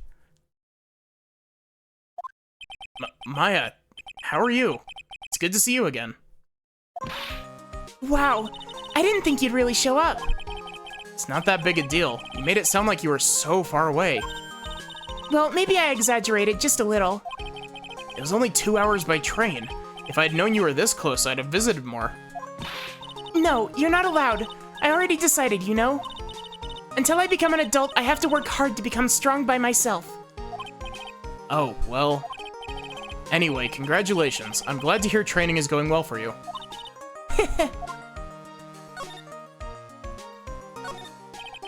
It's an old-style phone booth.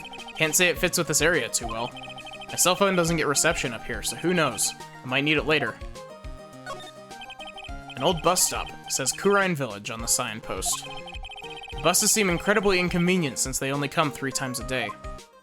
A giant rock that seems to be reaching for the sky. Its origins are written on a beat-up old sign. It looks like this giant rock is called the Wright Boulder. There's a really complex explanation written here, but long story short, it's a big stone for spirits to live in. Something like that. Rustic, thatch-roofed houses, where the other villagers live, line the street. Nowhere near as large or as nice as the manor in front of me. It's kind of odd that I don't see any other villagers walking around, though. The biggest, most elegant of the buildings I can see from here. This is Fey Manor, the place Maya calls home. It's easy to be overwhelmed by its presence.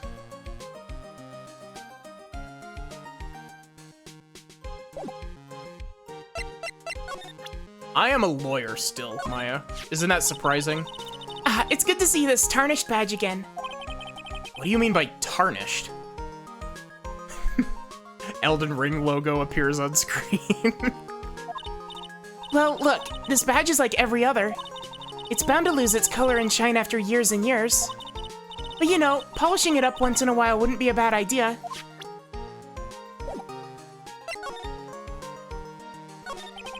It looks like you've finally become a full-fledged medium, taking on your first job.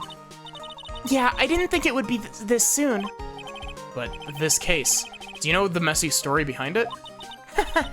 Behold, the power of the Maya Intelligence Network. Let's see, 14 people died because of a malpractice on Dr. Gray's part, right?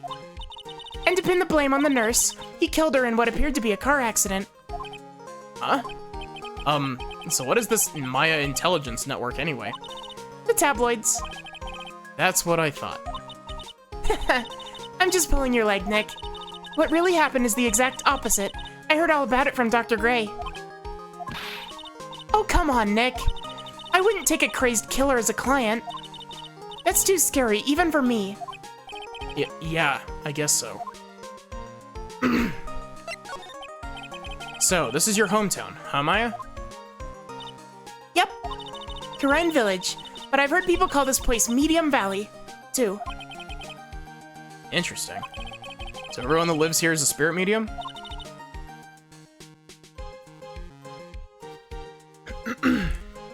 Pretty much. Most of my ancestors were too, I think. That's probably true since the Fey ability to communicate with the dead is so strong.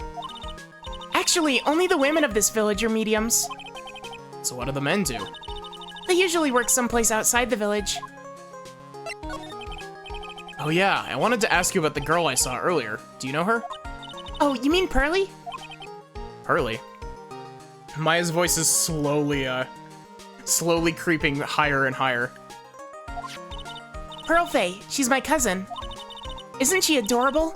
Just like yours truly. Cousin? Wait, then that means... Is she also a... Yep, she's a medium too. Pearly's a real genius when it comes to channeling. I see.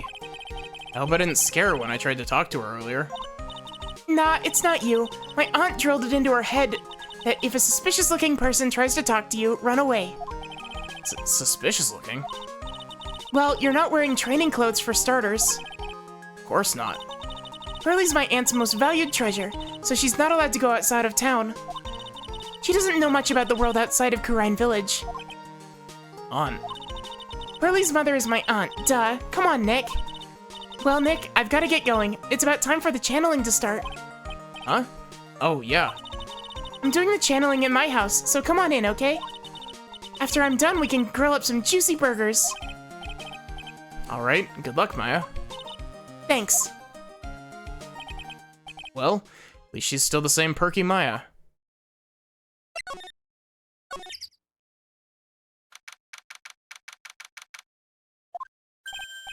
Ah, Mr. Wright, I'm so glad that you showed. Some nice weather we're having today. Aren't you happy? No, not at all. That stupid weather girl made the wrong call again. It will rain cats and dogs today, she said with a straight face. I can't believe they allow such misguided reports on the public airwaves. It's like talking about the weather with this guy is just asking for punishment. But anyway, this is a splendid matter. No argument there. It's hard to believe that this is Maya's house, though. I was given a guide map to this building. Here, Mr. Wright, I have a copy for you, too.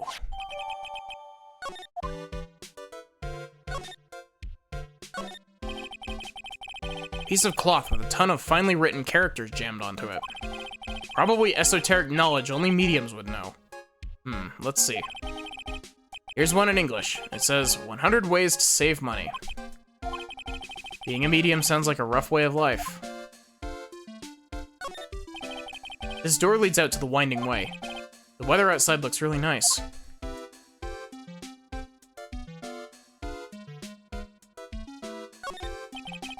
The door that leads to the channeling chamber, the place where spirits and people meet. The iron in this door was tempered, making it very solid. It looks like there's a strong lock on this door to top it off.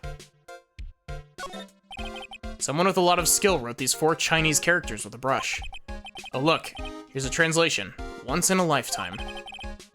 Its message is people should value their ghostly meetings as once-in-a-lifetime chances.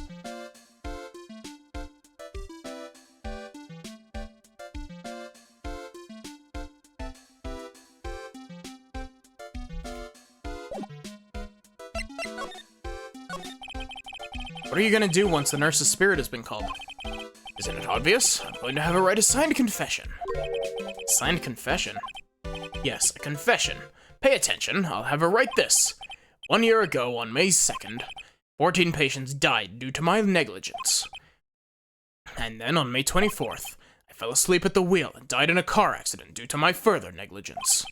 I'm sorry and I apologize for being negligent. That's what I'll have her write. With a confession, the rain falling on my soul can finally stop. Oh, I see. Hey, I'm a lawyer. Look, here's my attorney's badge. Are you trying to compete with me in my profession with that piece of scrap? I'm a surgeon. Compared to you lawyers, I'm practically a saint. Yes, well, I don't exactly have any patients right now. What? And listen good. I'm not the one that made the mistake. This doctor needs his head examined.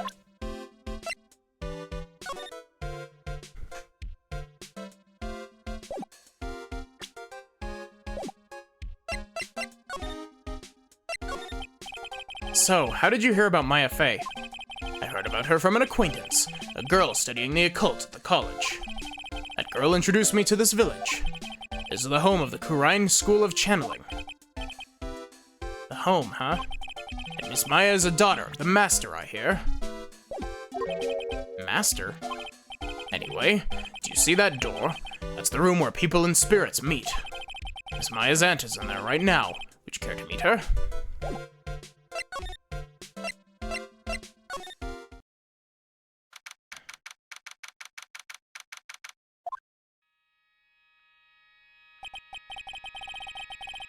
Wow, such a strange atmosphere in here. These flickering lights, guess they're candles. Good sir, who might you be?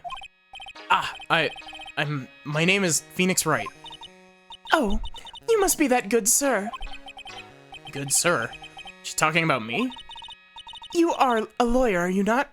Good sir. I've heard much about you from Mystic Maya. Is that so? Mystic Maya?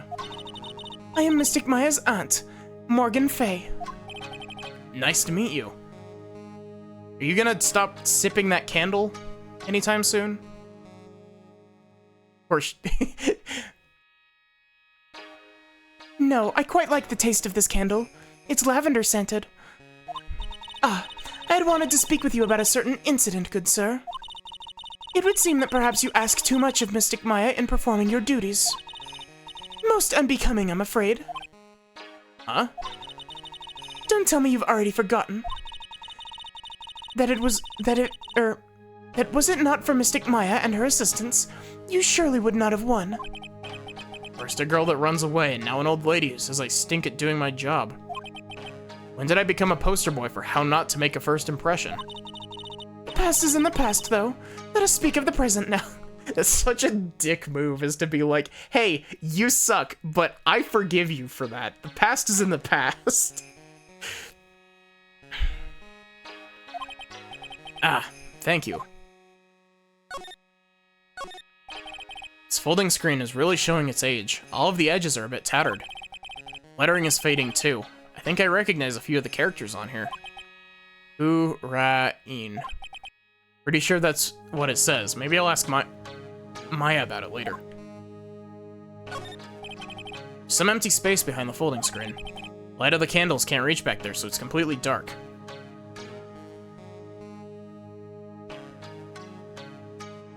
Yes, it's Pearl Faye. Also, actually, I was about to say their mom too, but no, their mom's name was Misty.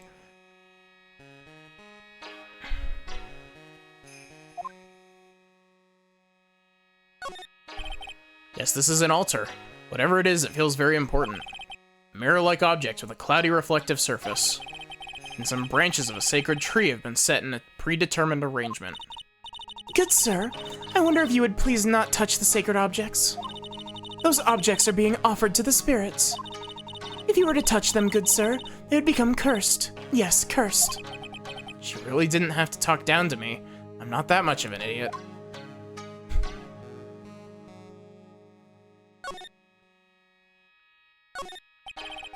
Meditation room is on the other side of this very heavy-looking door. There's a giant iron lock where the handle is. It feels like a curtain that separates the normal world from the spirit one.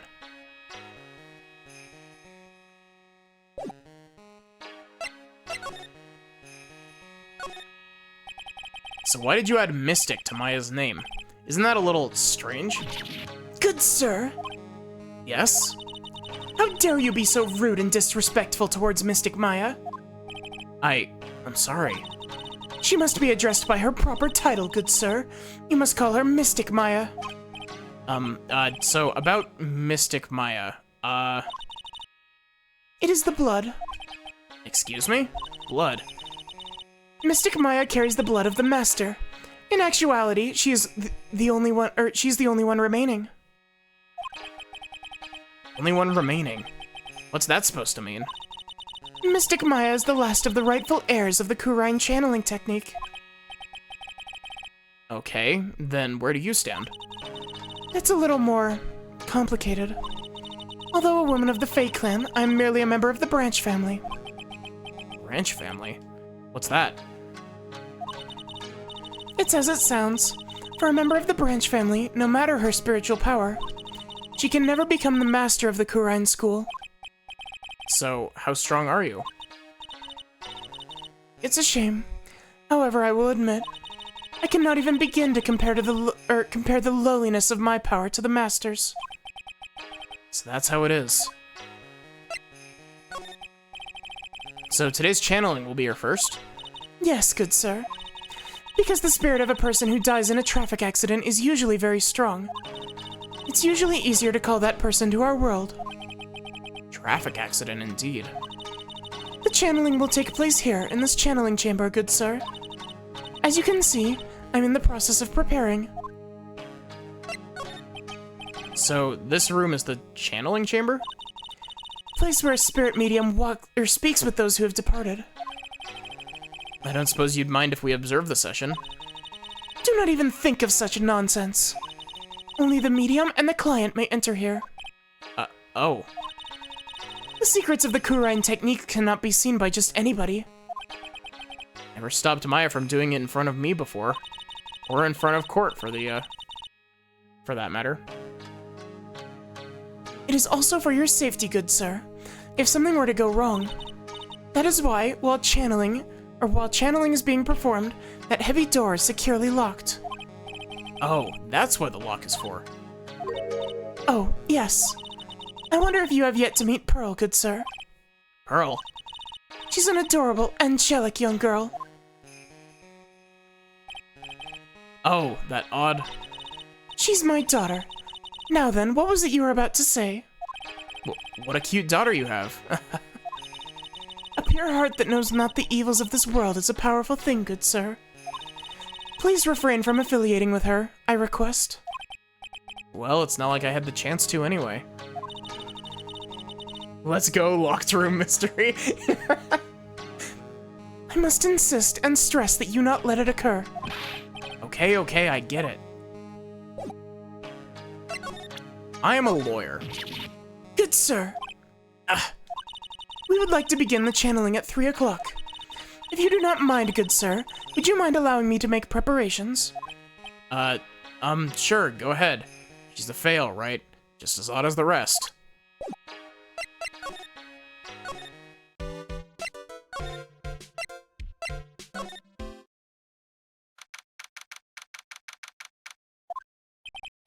Wow, this garden's really breathtaking. Someone put a lot of love into it. What's that over there? Is that an incinerator? It looks a little out of place in a garden like this. It's a small incinerator. I don't think garbage trucks come all the way out here, or out here to tiny villages like this. So every family has to burn their own trash. Splendid garden with a small lamp and traditional decorations. It's a bit small to walk around in, although that incinerator piques my curiosity. It looks like there's a room over there too. Peaceful feeling is emanating from it. It's a really old urn. The ashes of a person long dead are inside. It looks like something with a long history. Other than that, it's not very interesting, so time to move on.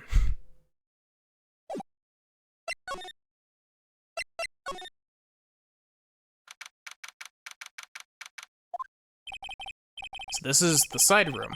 Looks like it's more of a break room. There's bedding spread out on the floor. Looks like someone's sleeping in one.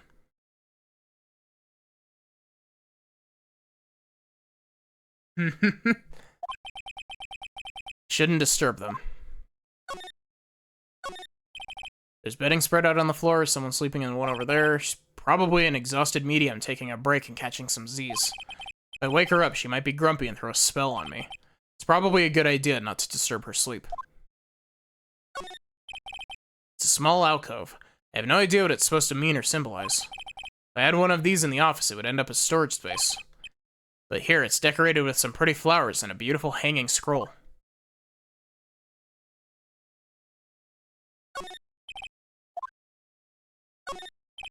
It's a decorative wooden bear sculpture. There's a plate attached to the base. Kurain Village, the heart of channeling. What the? It's a souvenir? Does this mean it's easy to spot bears here, and for them to spot you?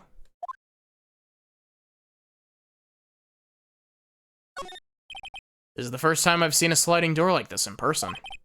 From here I can see the winding way and the little garden in the courtyard.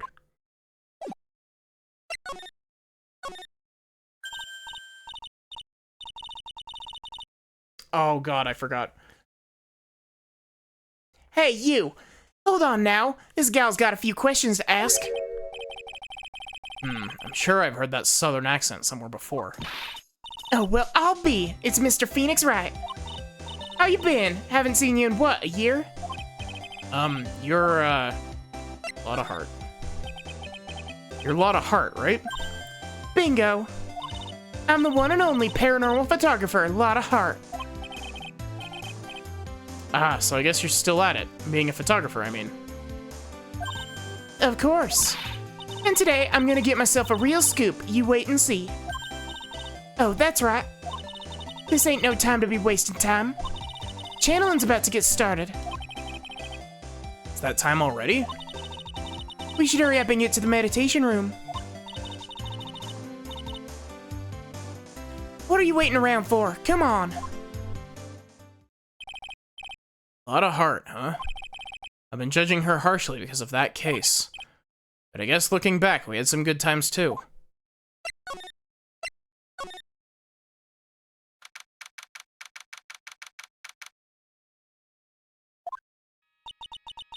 We'll now begin the channeling. Mystic Maya and honored guests, please proceed into the channeling chamber. With this, I can finally swat all those pesky flies once and for all. You hear me? They won't be able to say a single bad thing about me after this. You would love to hear them apologize, wouldn't you? Wouldn't you, Mr. Wright? Me? Oh, yeah, I sure would.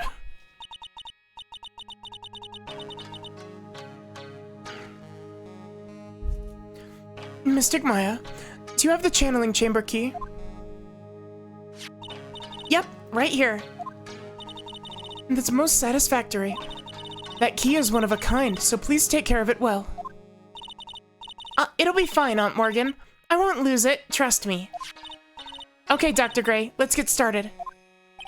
Finally, let's go.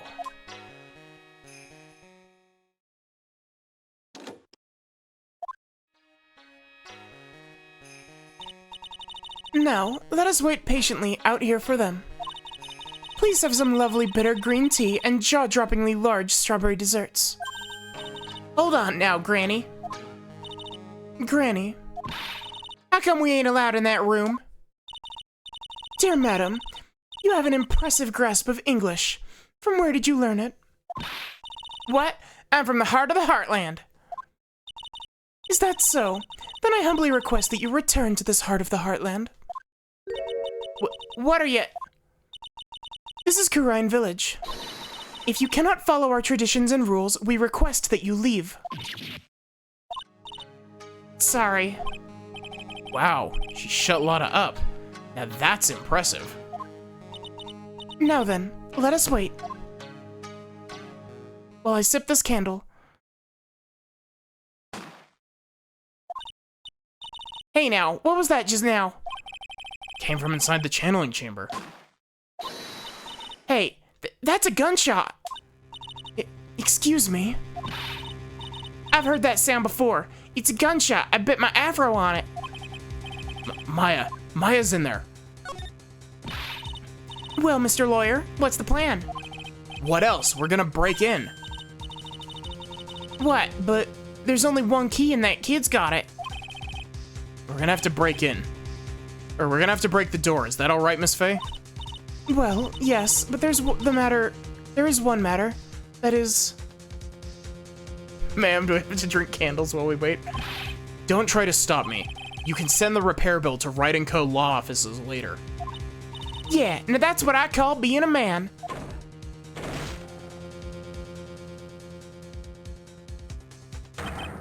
Dr. Gray!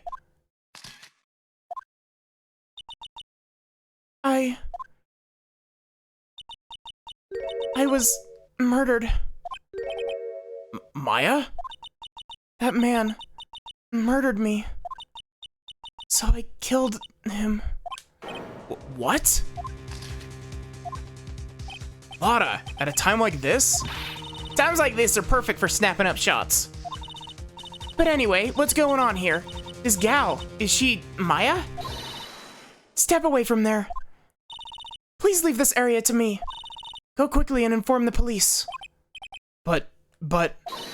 Hurry, before there are more victims here. Hey, let's go, city boy. I'm losing Lotta's voice very hard. Let's go, city boy. Leave this to the granny.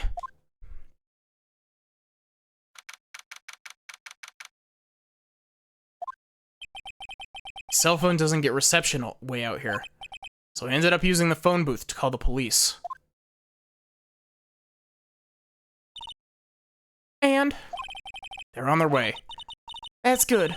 Lottie, I saw a genuine mysterious phenomenon. She seems really on edge because of all this. Not that I blame her. I'm scared to death by what's going on. Hey Lotta, I'm a lawyer. Hey, they'll be here soon, right? The police, I mean. I reckon you should be getting back to the crime scene now. Yeah, I guess so. Hey, mister. That gal, Maya, she wasn't the one that pulled the trigger, was she? Oh, yeah. Lotta doesn't know that when Maya's channeling, her whole physical appearance changes. Then again, weren't there only the two of them in there? I reckon she must have done it then. Yeah, I've lost Lotta's voice completely. Lotta, what do you know about Dr. Gray? Not much, but I did some digging. It's one gent with a bad reputation. Really? I hear he's good at surgery and stuff, but his personality stinks like wet sheep. Sorta got the same impression myself. He's really controlling. Soon as his nurses or patients don't do what he says, he starts a hollering. Must have been real rough to work for him.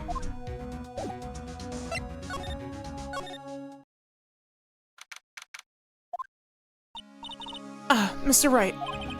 Miss Faye, how's, Mystic Maya? She has returned to this world. The spirit-severing technique was successful. Let me see her, please. She's still unconscious. I humbly request that you wait outside for her recovery. Guess I just have to wait. Police are here. Sorry to keep you waiting. Huh? You again? What are you doing all the way out here, Detective Gumshoe? It's actually kind of funny. I was in the area for a business trip, pal. Well, time to check out the crime scene. I'll have to question everyone here later on. Let's just sit tight, alright? Why is he grinning at me? Shall I show you the crime scene, Detective Jimshoe?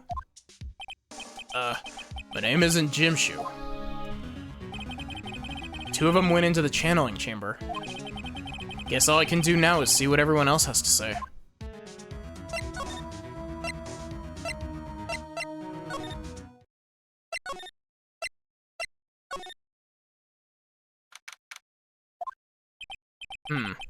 Pretty sure there was someone sleeping here earlier.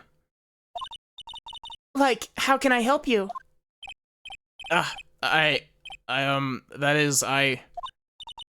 Like, so isn't it about time to start? I'm slipping into Southern, you're not Southern. Huh? Time to start what? You know, like, the channeling? Channeling? Oh. No, actually, the situation has kind of changed. Huh? Like, what do you mean? Please stay calm, but there's been a murder. So, like, a murder is that thing where, like, one person kills another, right? Yes, a person has killed another person. Oh, that's, what are the words I'm looking for? It's like totally a bummer. Yeah. After all that effort, that's all she had to say? Oh, I'm sorry, I forgot to, like, introduce myself. My name is Eenie Miney. At the college, I'm researching and studying parapsychology. Parapsychology? Girls zooted. That's right. I think people, like, usually call it occult studies or something. Like supernatural phenomenon, ESP and psychic powers, that sort of stuff. That's pretty out there. I'm Phoenix Wright, attorney at law. I'm Harvey Birdman, attorney at law. I've never actually played Harvey Birdman. I've heard that it's good. I'm a lawyer. Like, I'm really sorry, but I'm not all that smart, so I don't, like, get it. Why does it feel like she's just putting on an act? So, what brings you here today? So, I was the one who told Dr. Gray about this place. He asked me, like, do you know of a good spirit medium? Dr. Gray did say something about being introduced to this place. Because, like, talking to dead people and, like, multiple personalities are my thing. I see. Then why were you taking a nap here? Like, I wasn't feeling good. Huh? I'm, like, allergic to sesame seeds. They, like, must have put some in the food they serve for lunch. Oh, that doesn't sound fun. This woman would not survive in Japan at all. They put they use sesame oil and sesame seeds in, like, everything. So I, like, felt sick and came in here to, like, sleep. I totally feel like I've wasted my time because I, like, slept a long time. So you were sleeping here the entire time? Yeah, ever since lunch. So you don't know anything about the murder that took place? Like, what? Oh, that. I, like, totally know nothing. So who was, like, you know, killed? The surgeon that requested the channeling, Dr. Gray. You and Dr. Gray knew each other, right? I don't know any Dr. Gray. Oh, really? And what was all that talk about him earlier? Huh? Well, like, a long time ago, I was, like, a patient, yeah? Sounds like she's trying to hide something.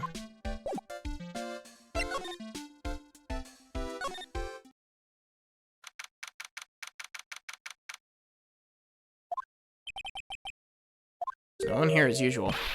Ah! Hey, how are you? You're Pearl, right?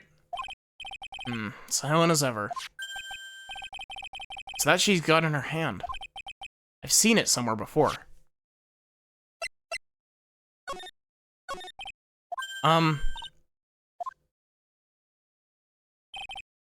What is it? Is it my hair? Is it too spiky? Not spiky enough?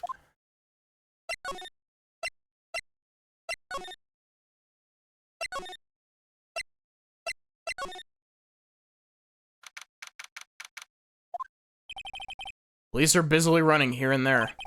And I don't see Maya anywhere. Hey, you, don't touch anything. Look, I really need to ask you some questions.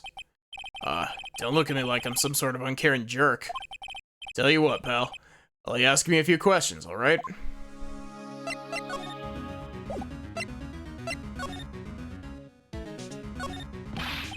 Hey, pal, no touching without my permission. I'm just looking at it. Hey, can't be too careful. A kid like her can be a murder suspect, now can I? Guess if I want to search this room, I'm gonna have to come back later. About Maya. Hate to break this to you, pal, but with the way things look now, that girl's the only one who could have done it. Yeah, only Maya and the victim were inside this room after all. But Maya is... You can ask more about her later, pal. Right now, I got a job to do, and that's collecting evidence. Detective Gumshoe looks like a real professional. And yet, something about his expression still looks the same. So, Dr. Gray was shot with a gun, huh? He's shot in the forehead. But he was also stabbed in the chest with a knife. A knife. Basically, the Vic was first stabbed, then he was shot. I'm an attorney. I'm really busy right now. Can I take a look at it, or I can take a look at it later, alright, pal? Didn't even take a glance at it.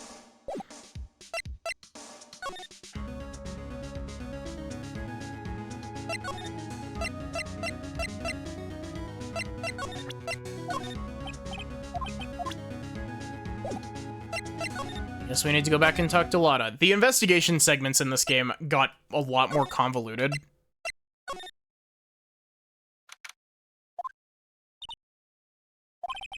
She's probably scared out of her wits after having a murder take place right by her. Lotta? God, don't let it be me next. Ugh, don't scare me like that. What do you mean? You're the one scaring me. If I weren't so tough, you'd have another dead body on your hands. Mine.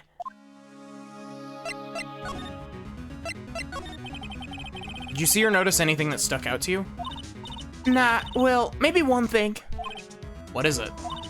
Turns out my poor stomach's not good at handling this kind of thing. What? Curses and ghosts and stuff coming back to get you. This is just too much, I say.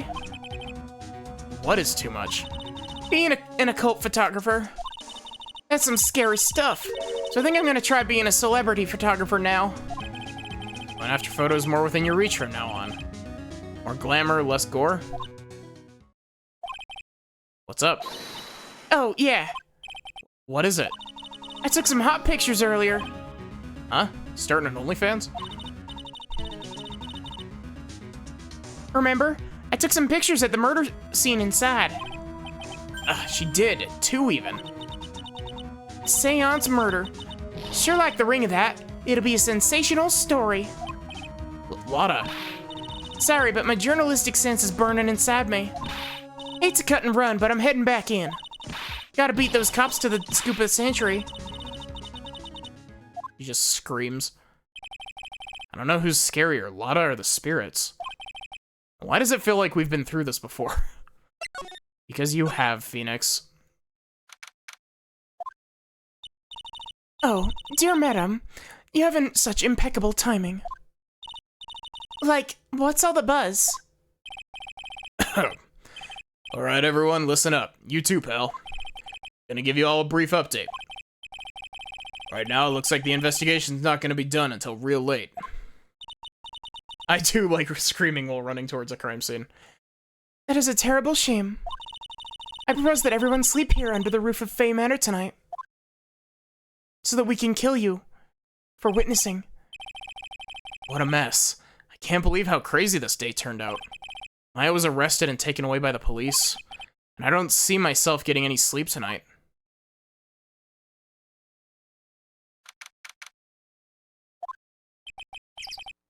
Ugh, morning.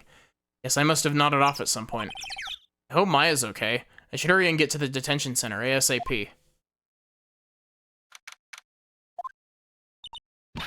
Nick, Maya. what am I gonna do?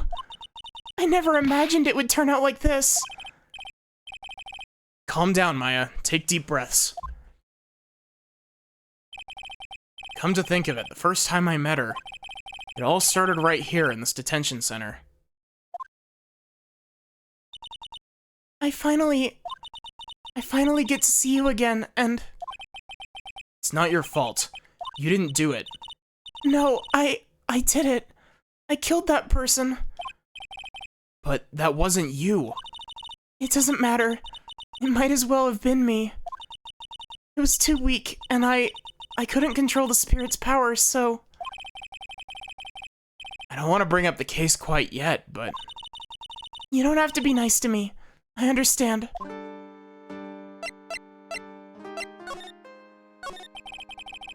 So you're the master of something of the... You're the master or something of the Kurine School of Channeling. Actually, my mother is for now.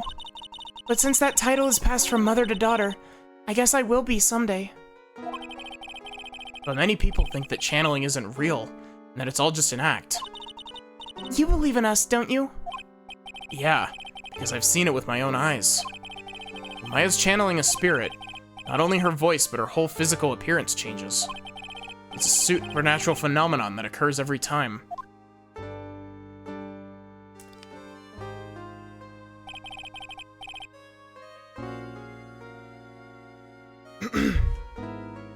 It happened this time, too. Dr. Gray said that he wanted to call the nurse, so... Maya's body must have taken on that nurse's appearance. What exactly happened in the channeling chamber? I went into that room with Dr. Gray, locked the door, and sat down across from him. Okay. We closed our eyes and began the channeling. Sounding kinda creepy, like the beginning of a scary story. And that's the last thing I remember. What? After a spirit comes into my body, I lose myself, my consciousness. And you don't remember a single thing? When I came to, I was being held in my aunt's arms. And there was blood all over my clothes. Oh, but I do remember having a dream. A dream? What kind of dream did you have while you were channeling? I can't remember it all that well, but I was dead and buried in the ground. I couldn't move, and it was unbearable, really suffocating. It went something like that. I see. I have no idea what to say to that.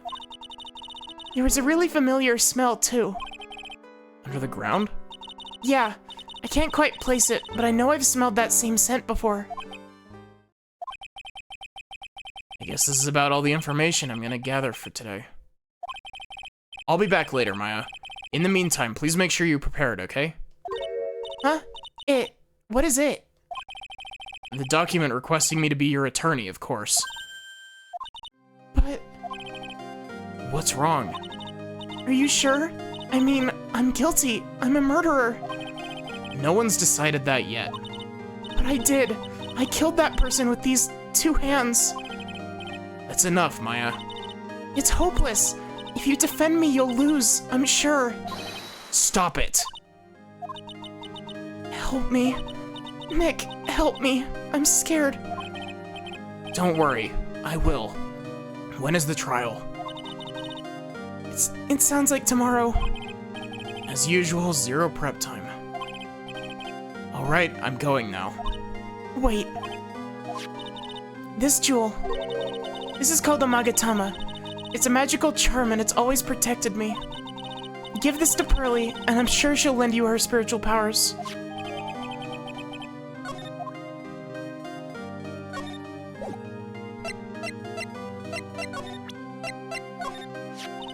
Make sure you show that to Pearly, okay, Nick? I'm sure she'll be a big help to you.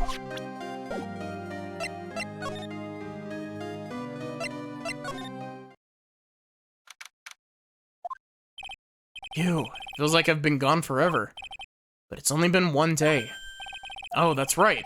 Where's that newspaper Dr. Gray brought the other day?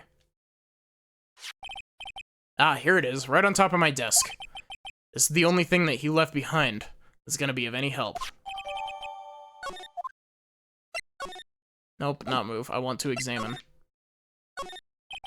There's a giant building just outside the window. It's the Gatewater Hotel, a high-class luxury hotel.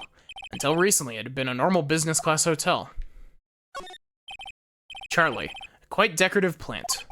It's a memento of my boss, Mia, who passed away. The rest of the room may be in shambles, but I always manage to care for this little fella. A poster of the TV action hero, the Steel Samurai. Maya stuck it up here right before she left. I wouldn't say that the Steel Samurai and an attorney's office are a good match, but Maya threatened to curse me with some magic spell, so I guess it can stay. Difficult-looking legal books stand in a formidable row. They mock me. Actually, I've neglected them for so long, a layer of dust has started to form. One of these days, I should try to build up the courage to read one, I guess. It's my desk. I keep it neat for those rare occasions when I actually have a client in the office.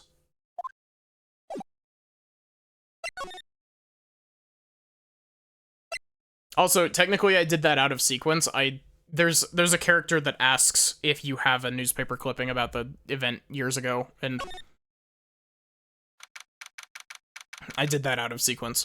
I have to save Maya, no matter what. It's her life on the line. What in the world happened in that room yesterday?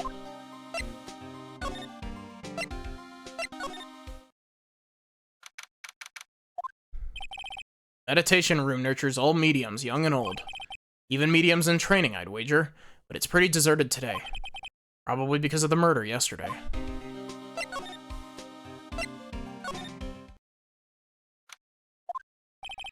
Looks like Detective Gumshoe isn't here today. I should take this chance to thoroughly check this room. If I'm lucky, I might uncover a clue or two.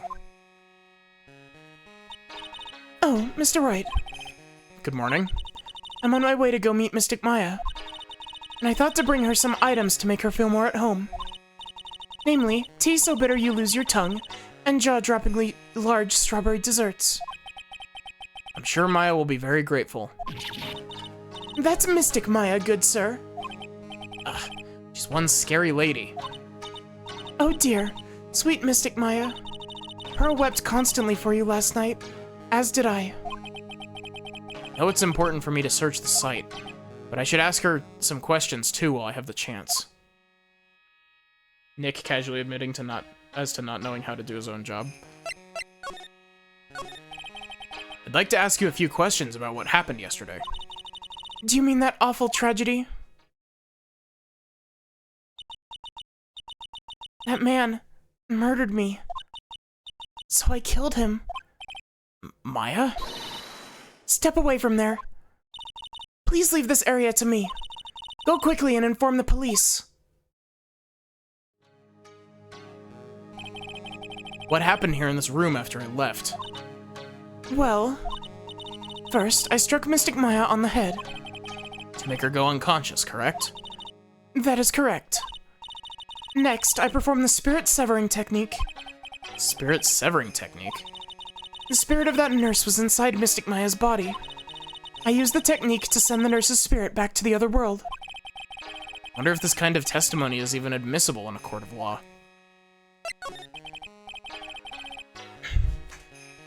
By the way, what is this room exactly? The channeling chamber.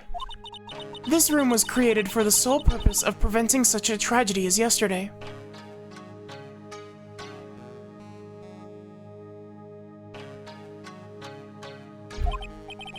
What do you mean?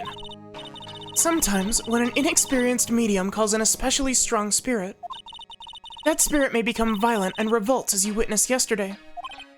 Revolt? But how?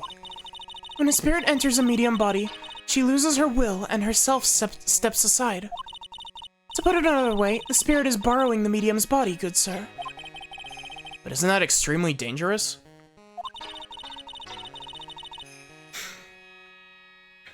An experienced medium has little problem controlling a spirit. But Maya, I mean, Mystic Maya, That was her first channeling. And that is why I insisted on locking the door. However, I never thought that would be calling danger upon the client himself. I'm grateful that one of our heirlooms was not damaged in this horrible incident. And that would be? The folding screen there. It is the Kurine sacred writings. Along with the Kurine sacred urn, they are this village's most treasured possessions. If I ever found out that something had happened to either one... Oh, the humanity. Odd for her to be worrying about the folding screen at a time like this. Guess this isn't just some dilapidated old screen after all. So, how's Pearl today? Mr. Wright. Yes? In this world, Pearl is my most treasured possession. When compared to even Mystic Maya, Pearl has the spiritual power to become a master. That's very impressive. Until now, the women of the branch family have thought themselves to be inferior. But Pearl is different. Her spiritual strength is so great, it's even greater than some of the main family. Yes, Pearl is a channeling prodigy and is the pride of the branch family. Wow, she's really fired up now. In any case, our world is so different from yours. Perhaps it's best for you to quit, good sir. Quit? Quit what? I'm an attorney. I'll be leaving shortly to meet with Mystic Maya. I simply do not have the time to look at such trivial matters.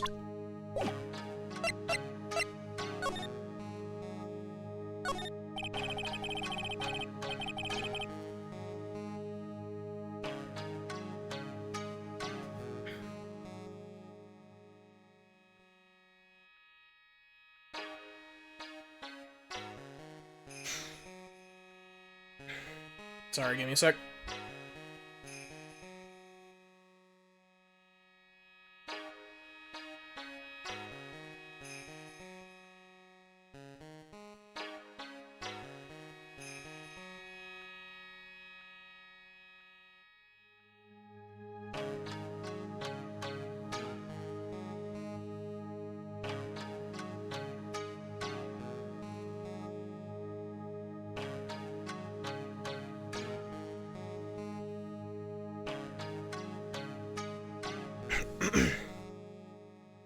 It's a beautiful and expensive folding screen. It also looks quite old. Seems to be some sort of sacred text written on it, but I can't read it. This is... It's a hole. Could this have been made by a bullet?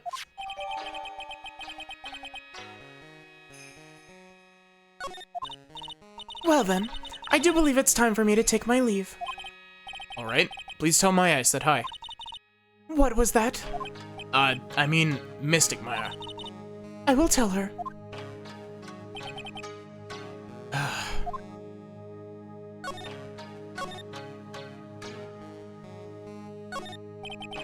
This is where the medium sits. I assume there are 4 panels on this flooring. Straw on the flooring feels a little damp, probably from the humidity in the air. No matter what I do, my eyes keep getting drawn to the pool of blood in the center here. Meditation room is on the other side of this very heavy looking door. The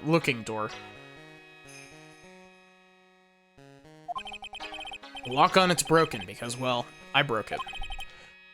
It doesn't seem possible, but I managed to break it pretty badly. When we want to do something bad enough, people can do the most amazing things.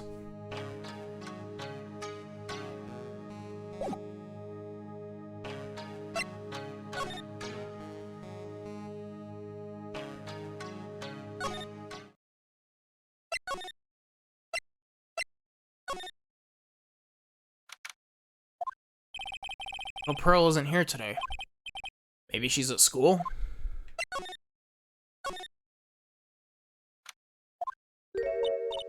Oh, hey, like, you're that guy from yesterday.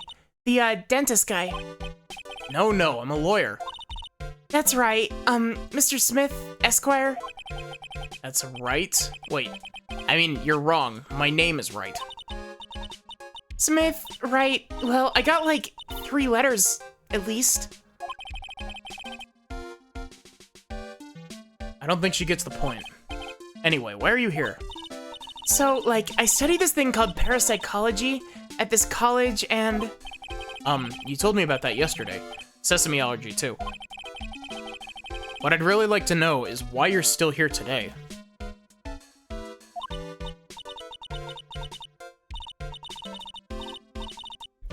Oh, Oh, sorry, I bumped my mic. oh, so that's, like, what you meant. Like, you should have been more, like, clear about it. Sorry, my bad. No, it's okay. Like, it's really... That's it? Why'd you stop mid-sentence? Did I? So, like, what was I talking about again? If Lot ever wanted another genuine mysterious phenomenon, it's right here. So, why are you still here today? Like, there's so much for me to, like, study here. Like what? Like, the medium's training, or, like, how they inherit their spiritual power. I suppose. This village is the real thing, after all. So, like, I asked if I could stay here for a little longer. She sure seems like the carefree type, at least on the surface. You heard about the murder? It's, like, totally scary. She says with a silly smile plastered on her face. So do you know anything about it that might help? Somehow, I don't think she has a grip on reality, let alone what is going on here. About the victim, Dr. Gray. I don't know who you're talking about. Like, wait, I think you asked about him, like, yesterday, too. That's right. The reaction yesterday when I asked was... You and Dr. Gray knew each other, right? I don't know any Dr. Gray. Oh, really? Then what was all that talk about him earlier? Huh? Well, like, a long time ago, I was, like, a patient, yeah?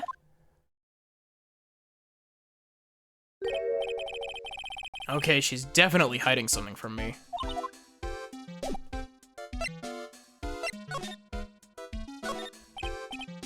Where did this box come from? I'm sure this wasn't here last night.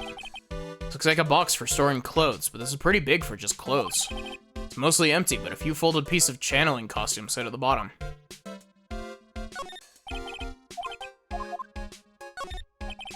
You left the blanket a mess. Are you gonna fold it?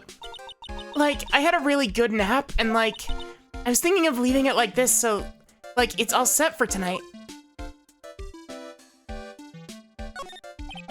It's a decorative wooden bear sculpture. There's a plate attached at the base.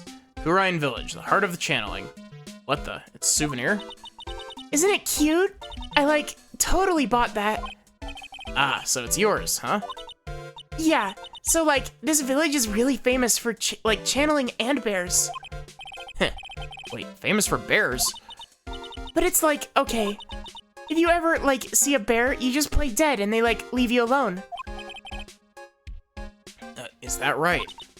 Yeah, cause, like, fighting back in is totally of no use. She actually tried to fight one? I like the idea that Eni here has thrown hands with a bear.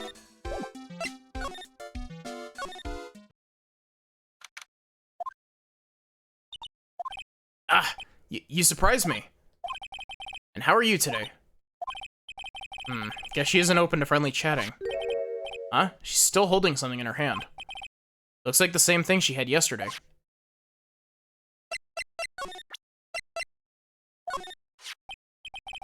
She's zooted enough to fight a bear. Oh yeah, Maya said to give this to you. Ah, I'm in trouble now. If Morgan sees us like this, I'll be the next one they're channeling. That's Mystic Maya's. Huh? She actually spoke. Who are you? I'm Phoenix Wright. I worked with Maya. You worked with Mystic Maya? You're Mr. Nick, right? Excuse me? I don't know who she picked up, or she picked Nick up from. I know who you are. You're Mystic Maya's special someone. What? So then, of course, you're gonna help Mystic Maya, aren't you? That's what you're going to do, right? Well, yeah, I will. Oh wow, it's like a beautiful fairy tale. That earnest look shining brightly in your eyes. It must be true love. What? Why am I being boiled into a bright red lobster by this little kid? I'm so jealous of Mystic Maya. What a wonderful relationship. Wait, I mean, we aren't things aren't like... I can tell you're a good person. All right, Mr. Nick. I may be small, but I'm going to help you in any way I can. Pearl, are you friends with Maya? I feel very grateful to be friends with her. She's so great. I want to be just like Mystic Maya when I grow up. I really look up to her. Wow, I had no idea Maya was so revered. Usually when people don't use Mystic Maya's title, I get mad. Oh, sorry. But if it's you, Mr. Nick, then it's okay. Because you're special to her. Where in the world did she get an idea like that? By the way, this may be rude, but which channeling school are you from? Which channeling school? Yes, for example, I study the Kurine technique. Ah, I get it. No. I'm a lawyer. A lawyer. Lawyer? Yep. Is that related to spirit mediums in any way? It's a bit closer related than you might think. None that I know of. Wait, are you telling me you don't know what a lawyer is? I'm sorry, but I have no idea. I did say Pearl doesn't know much about the outside world. So what's that you've got there, Pearl? Oh, this? I found it yesterday. If you want it, I can give it to you. Alright, well, if you really want to give it to me. You look like a child at a toy store, Mr. Nick. She not only speaks in a refined manner, but laughs in one too. Mr. Nick? Yes, Pearls? I can call you that, right? You're too cute to you're too cute to just call you Pearl. Sure, Mr. Nick. Are you sure it's okay for me to have this Magatama? Yeah, it's okay. I was told to give it to you. But I can't accept something like this. All I really should do is charge this Magatama with spiritual energy. Spiritual energy?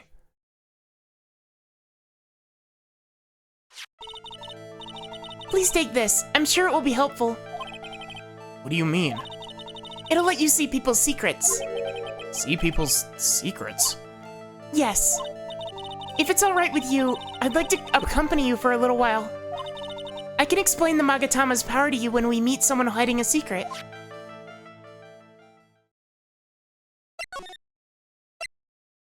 A lot of people don't like this mechanic. I like this mechanic. Hey, it's you, pal. You gonna be your lawyer, I bet. Yes. Oh. I really feel bad for you, pal. Just this once, I wish I could be on your side. Detective Gumshoe. Yeah, but I shouldn't be saying that kind of stuff to you. Hey, you're a cute kid. I'm not scary, honest. Wow, I never knew Gumshoe liked kids. Hey, I know. I'll show you something cool. How's this? It's a real, genuine pistol. Detective Gumshoe, what are you doing showing her something that dangerous? Oh, sorry. I love how Gumshoe sees child, first instinct is go, commit a crime.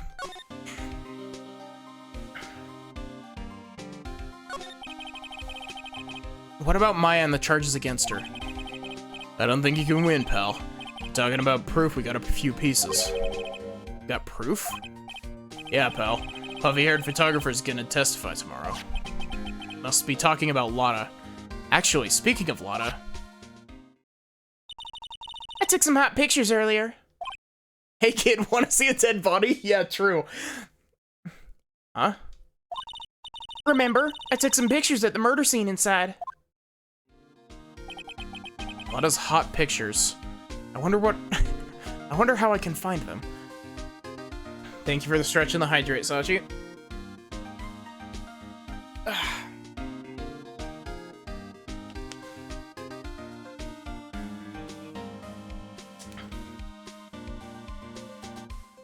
A lot of hot pictures. I wonder what her camera captured. Besides, you must have realized by now, pal. There's no way anyone other than Maya Fey could have done it. What am I supposed to say to Pearls now? About Dr. Gray. Victim wasn't super famous, but people still knew who he was. His face was all over those tabloid shows last year. Yeah, I know. I was looking through some newspapers from last year and... Huh? Could have sworn I had cut an article out, but I guess I must have lost it. Searching through his pockets, and boy are those big. Looked really interesting, too. Hey, do you have a copy, pal? Copy of that article. I think Dr. Gray might have brought a copy by the office when he came by. About Maya's trial tomorrow.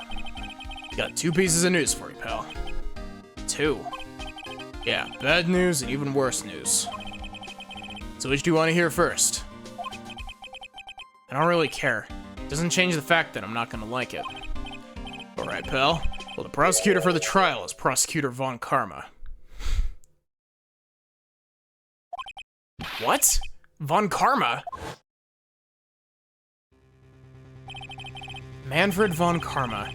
He was an awe-inspiring veteran prosecutor. He never lost a case in the 40 years of his career, and he raised a fearsome disciple.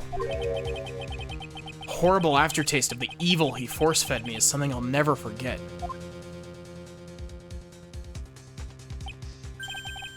Wait a sec. But didn't Von Karma stand trial and... That's where the other piece of bad news comes in.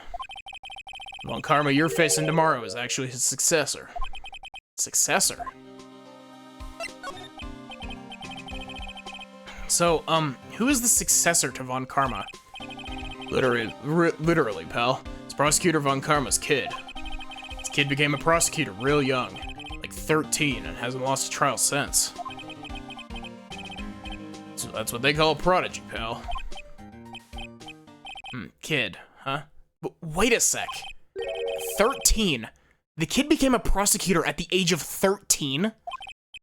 I mean, a prodigy like that, I would have heard something about... Oh, no. The kid was born and raised in Germany, pal. The country's got a lot of stuff, and it's a great place to develop a person's talents. Germany, huh? It's probably why I've never heard of this person. Still, all it takes is someone mentioning the name Von Karma. And I get terrible flashbacks to that case.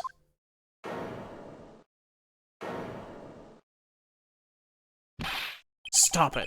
Get a grip on yourself, Phoenix. None of that matters anymore, now that he's gone.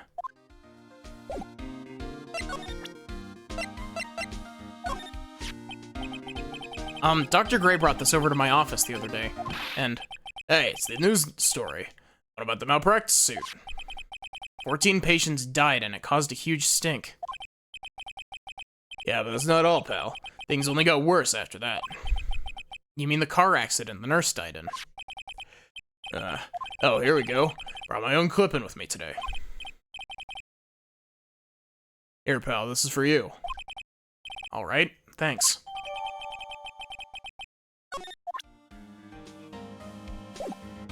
Thank you, Gumshoe.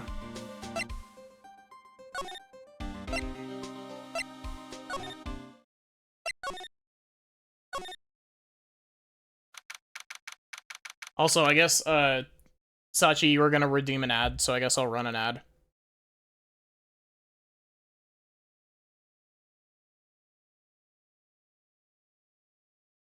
And I will continue reading in 1 minute.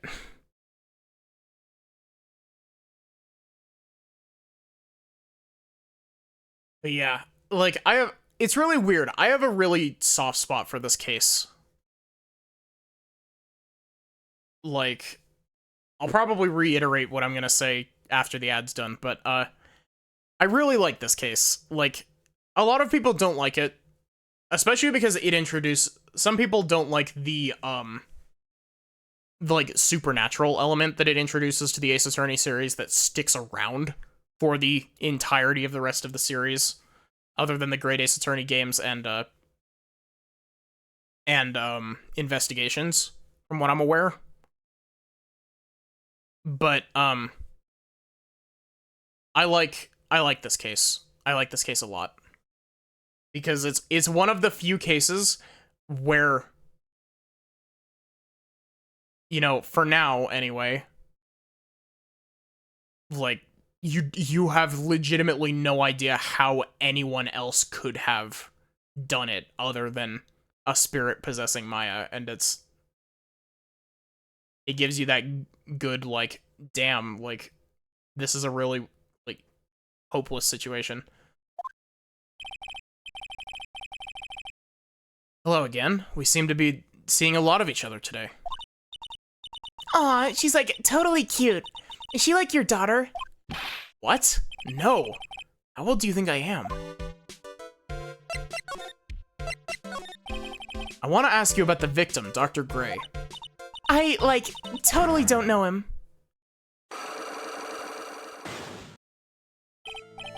Ah, what's that? You can see it, can't you, Mr. Nick? You can see the lock on that person's heart. Huh. What? This is the power of the Magatama. Only you can see these Okay, so technically speaking, these are supposed to be pronounced Psyche locks, but Cyclox fits better. And so I'm gonna be pronouncing it Cyclox just because, like, it fits better phonetically. But just know that I am intentionally pronouncing this wrong. Only you can see these Cyclocks, Mr. Nick. Cyclox, huh? The more someone wants to hide their secret, the more locks you'll see. If it's only one, I think you can easily unlock it. Unlock? But how? Please use Mystic Maya's Magatama on this person. And let's remove the lock. I have no idea what she's talking about, but I guess I'll give it a try. You must be careful though, Mr. Nick. If you make a mistake, it'll hurt you. If you don't think you have the proof you need, you must have the courage to stop. Well, I've got to start somewhere. Let's give this Cyclock thing a try. Oh, that's okay. Holy shit, that's so nice. In the trilogy pack on 3DS, they did not mark the dialogue options for what is required to open with a Cyclock.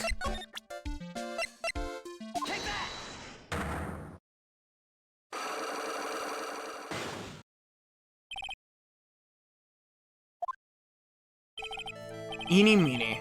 I believe you know who Dr. Gray is. I told you, like, how many times do I, like, have to repeat myself? If you're, like, so totally sure, then where's, like, your proof? Well, it may be possible that you never actually met Dr. Gray in person. I do believe you might have at least indirectly known of him. Like, what do you mean? Like, indirectly? I should try to show that the possibility existed for now. So something that shows a possible connection between Eeny and Dr. Gray. Take a look at this newspaper clipping. Like, what is it? A story about an accident? Please read the victim's name. Mimi Miney. Miney is a pretty rare last name, wouldn't you say? Miss Mimi Miney wouldn't happen to be a relative of yours, would she? So you noticed. She was my older sister. Sorry about your loss. Your sister. Was she a nurse, perhaps at Dr. Gray's surgical clinic? Gray Surgical Clinic. I don't think I need to tell you that the clinic was run by the victim, Dr. Turner Gray.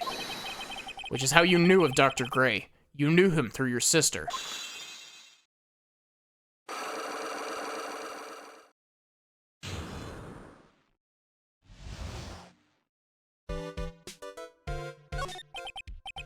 Please, tell me all you know about Dr. Gray. My sister's name is Mimi Miney. She was like a nurse at Dr. Gray's clinic. That's what I thought. I heard that, like, Dr. Gray was really tough on people. Like, a total slave driver. My sis was, like, always coming home totally wiped out because she was overworked. Wiped out? So that's why she fell asleep at the wheel? That guy, like, drove my sis so hard. So, like, that's why the accident happened. The one where 14 patients died from malpractice? Yeah, like, I think that was the doctor's fault, too. My sis was pushed by, like, everyone's expectations and, like, her duties and stuff. And that pushed her to her death. Oh, I'm sorry. So, like, are we done? I've, like, already told my story to, like, everyone. Do you understand now, Mr. Nick? This is how a psycholock works. Well, I don't plan to pry into people's hearts unless I absolutely need to. The lock this time was pretty easy, but you might meet people who aren't as willing to give in later on. If you don't have enough proof, be careful and know when to stop trying. It was like totally a bummer that your sister wiped out, bro. Hey, Kefal, how are you doing?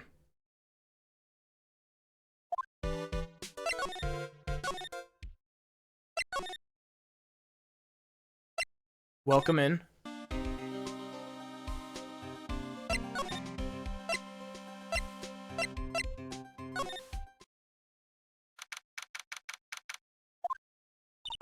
Mr. Nick, What's wrong? I've never left Kurain Village. Really? Wow, that's, pretty amazing. You're going to meet with Mystic Maya, aren't you? Please tell her I said hi. Hey, wait. She ran off. Again. Well, I know Ini's secret now, but still don't have any idea how I'm gonna save Maya. I don't even know if I should go in there with a smile or a straight face.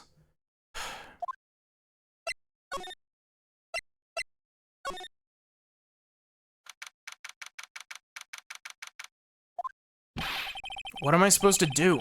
I'm almost out of time. Can I really do anything? Can I really save her? Sorry to keep you waiting. Huh? Must be Maya. It's been a long time, hasn't it, Phoenix? That voice.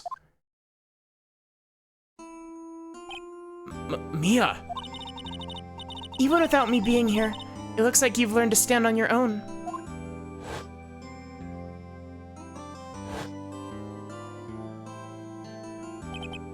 Mia. She's Maya's older sister and my mentor. She's a top-notch defense lawyer, but a certain case forced her into retirement. Whenever I'm in trouble, she comes to help, just like this.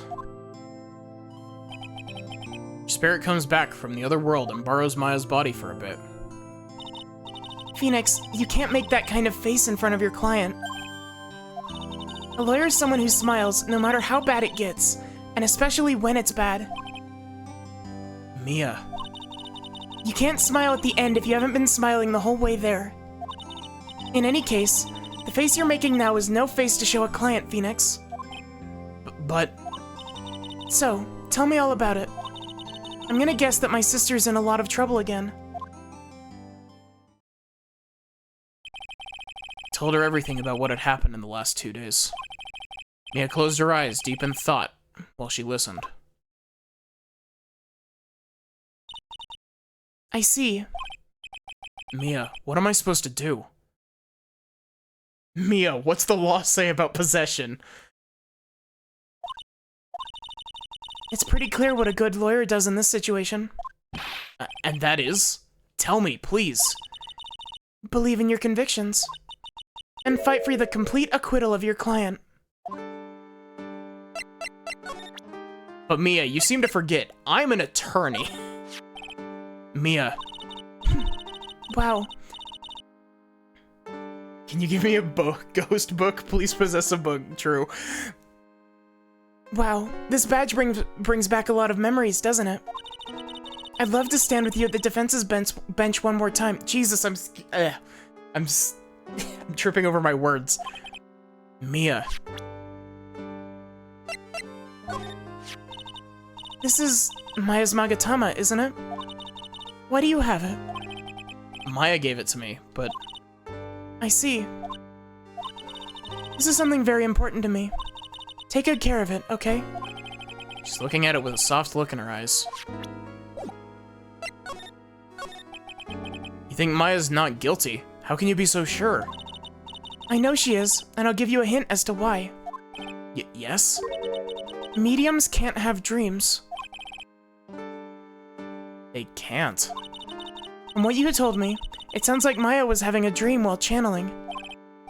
Yeah, she said she dreamt that she had died and had been buried in the ground. But that's impossible. You've heard it from her, I'm sure. When a medium channels, her own spirit disappears. Which means that it's impossible for her to dream during that time. Then, what does this mean? I think it's safe to bet that Maya was set up. Set up? It's up to you to blow the lid off this case tomorrow and show how she was set up.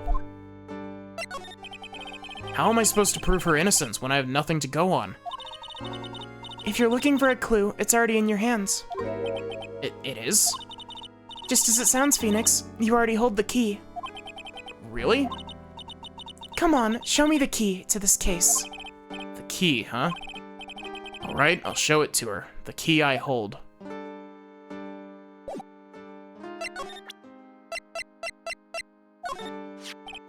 Mia, have you seen this key before? Ah, the key. It's literally the key to understanding everything that's happened in this case. This key? Phoenix, listen. Right now, that key is sitting in your hand. However, it shouldn't be. It contradicts the facts. What does she mean? I'm certain this key will be the piece of evidence that makes your case tomorrow. You already know everything you need to know. You know what the key to this case is. That's enough. But, how can I win tomorrow without knowing who the real murderer is? Who could have...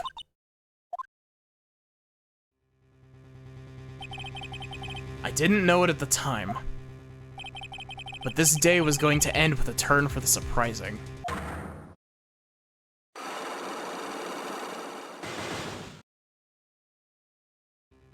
Mia? What? What's wrong? That's right, only I can see the Cyclops.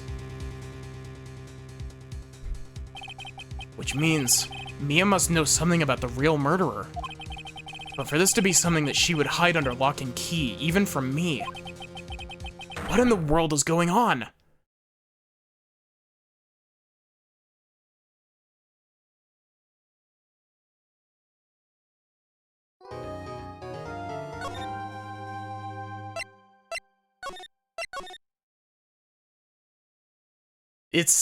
I love that moment so much. It's such a good moment.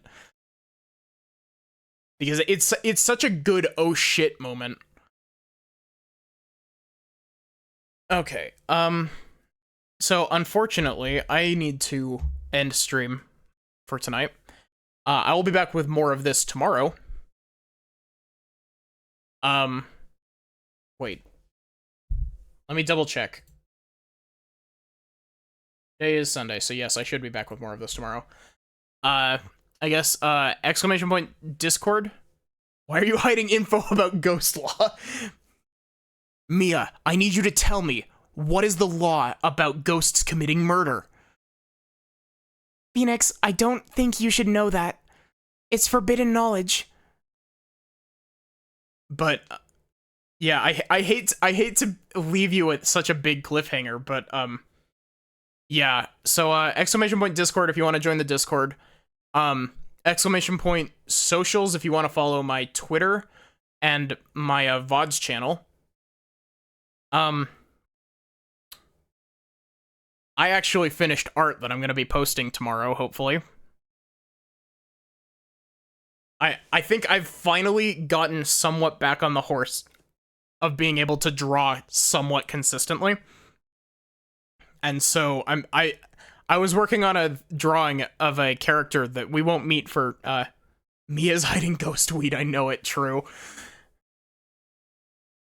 That's why it's under 3 Cyclops. She doesn't want Phoenix to know that she smokes ghost weed. But yeah, the thing, it's really funny. I drew a Ace Attorney character.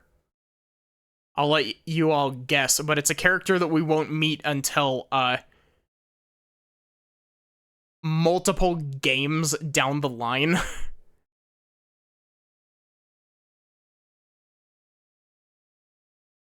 But, too many zooted people here, true. Anyway, give me just a sec to readjust my setup, and we'll find someone to raid. It's not Apollo.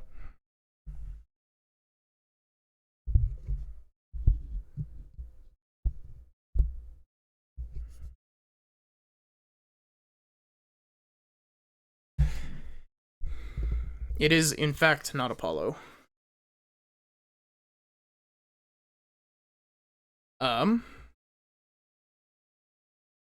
Who to raid? Who is there to raid currently? Because the stupid raid menu doesn't actually give you the whole list.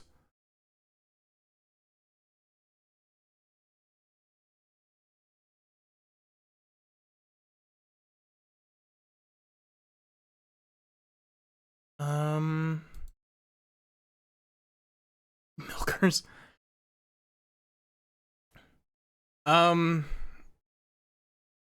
Actually, wait. Boysen is doing, actually, no, let's raid Milky.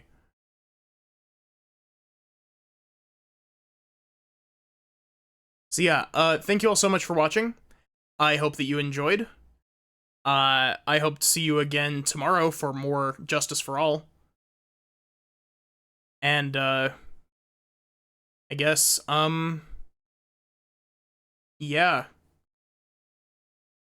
I guess have a good one, and take care.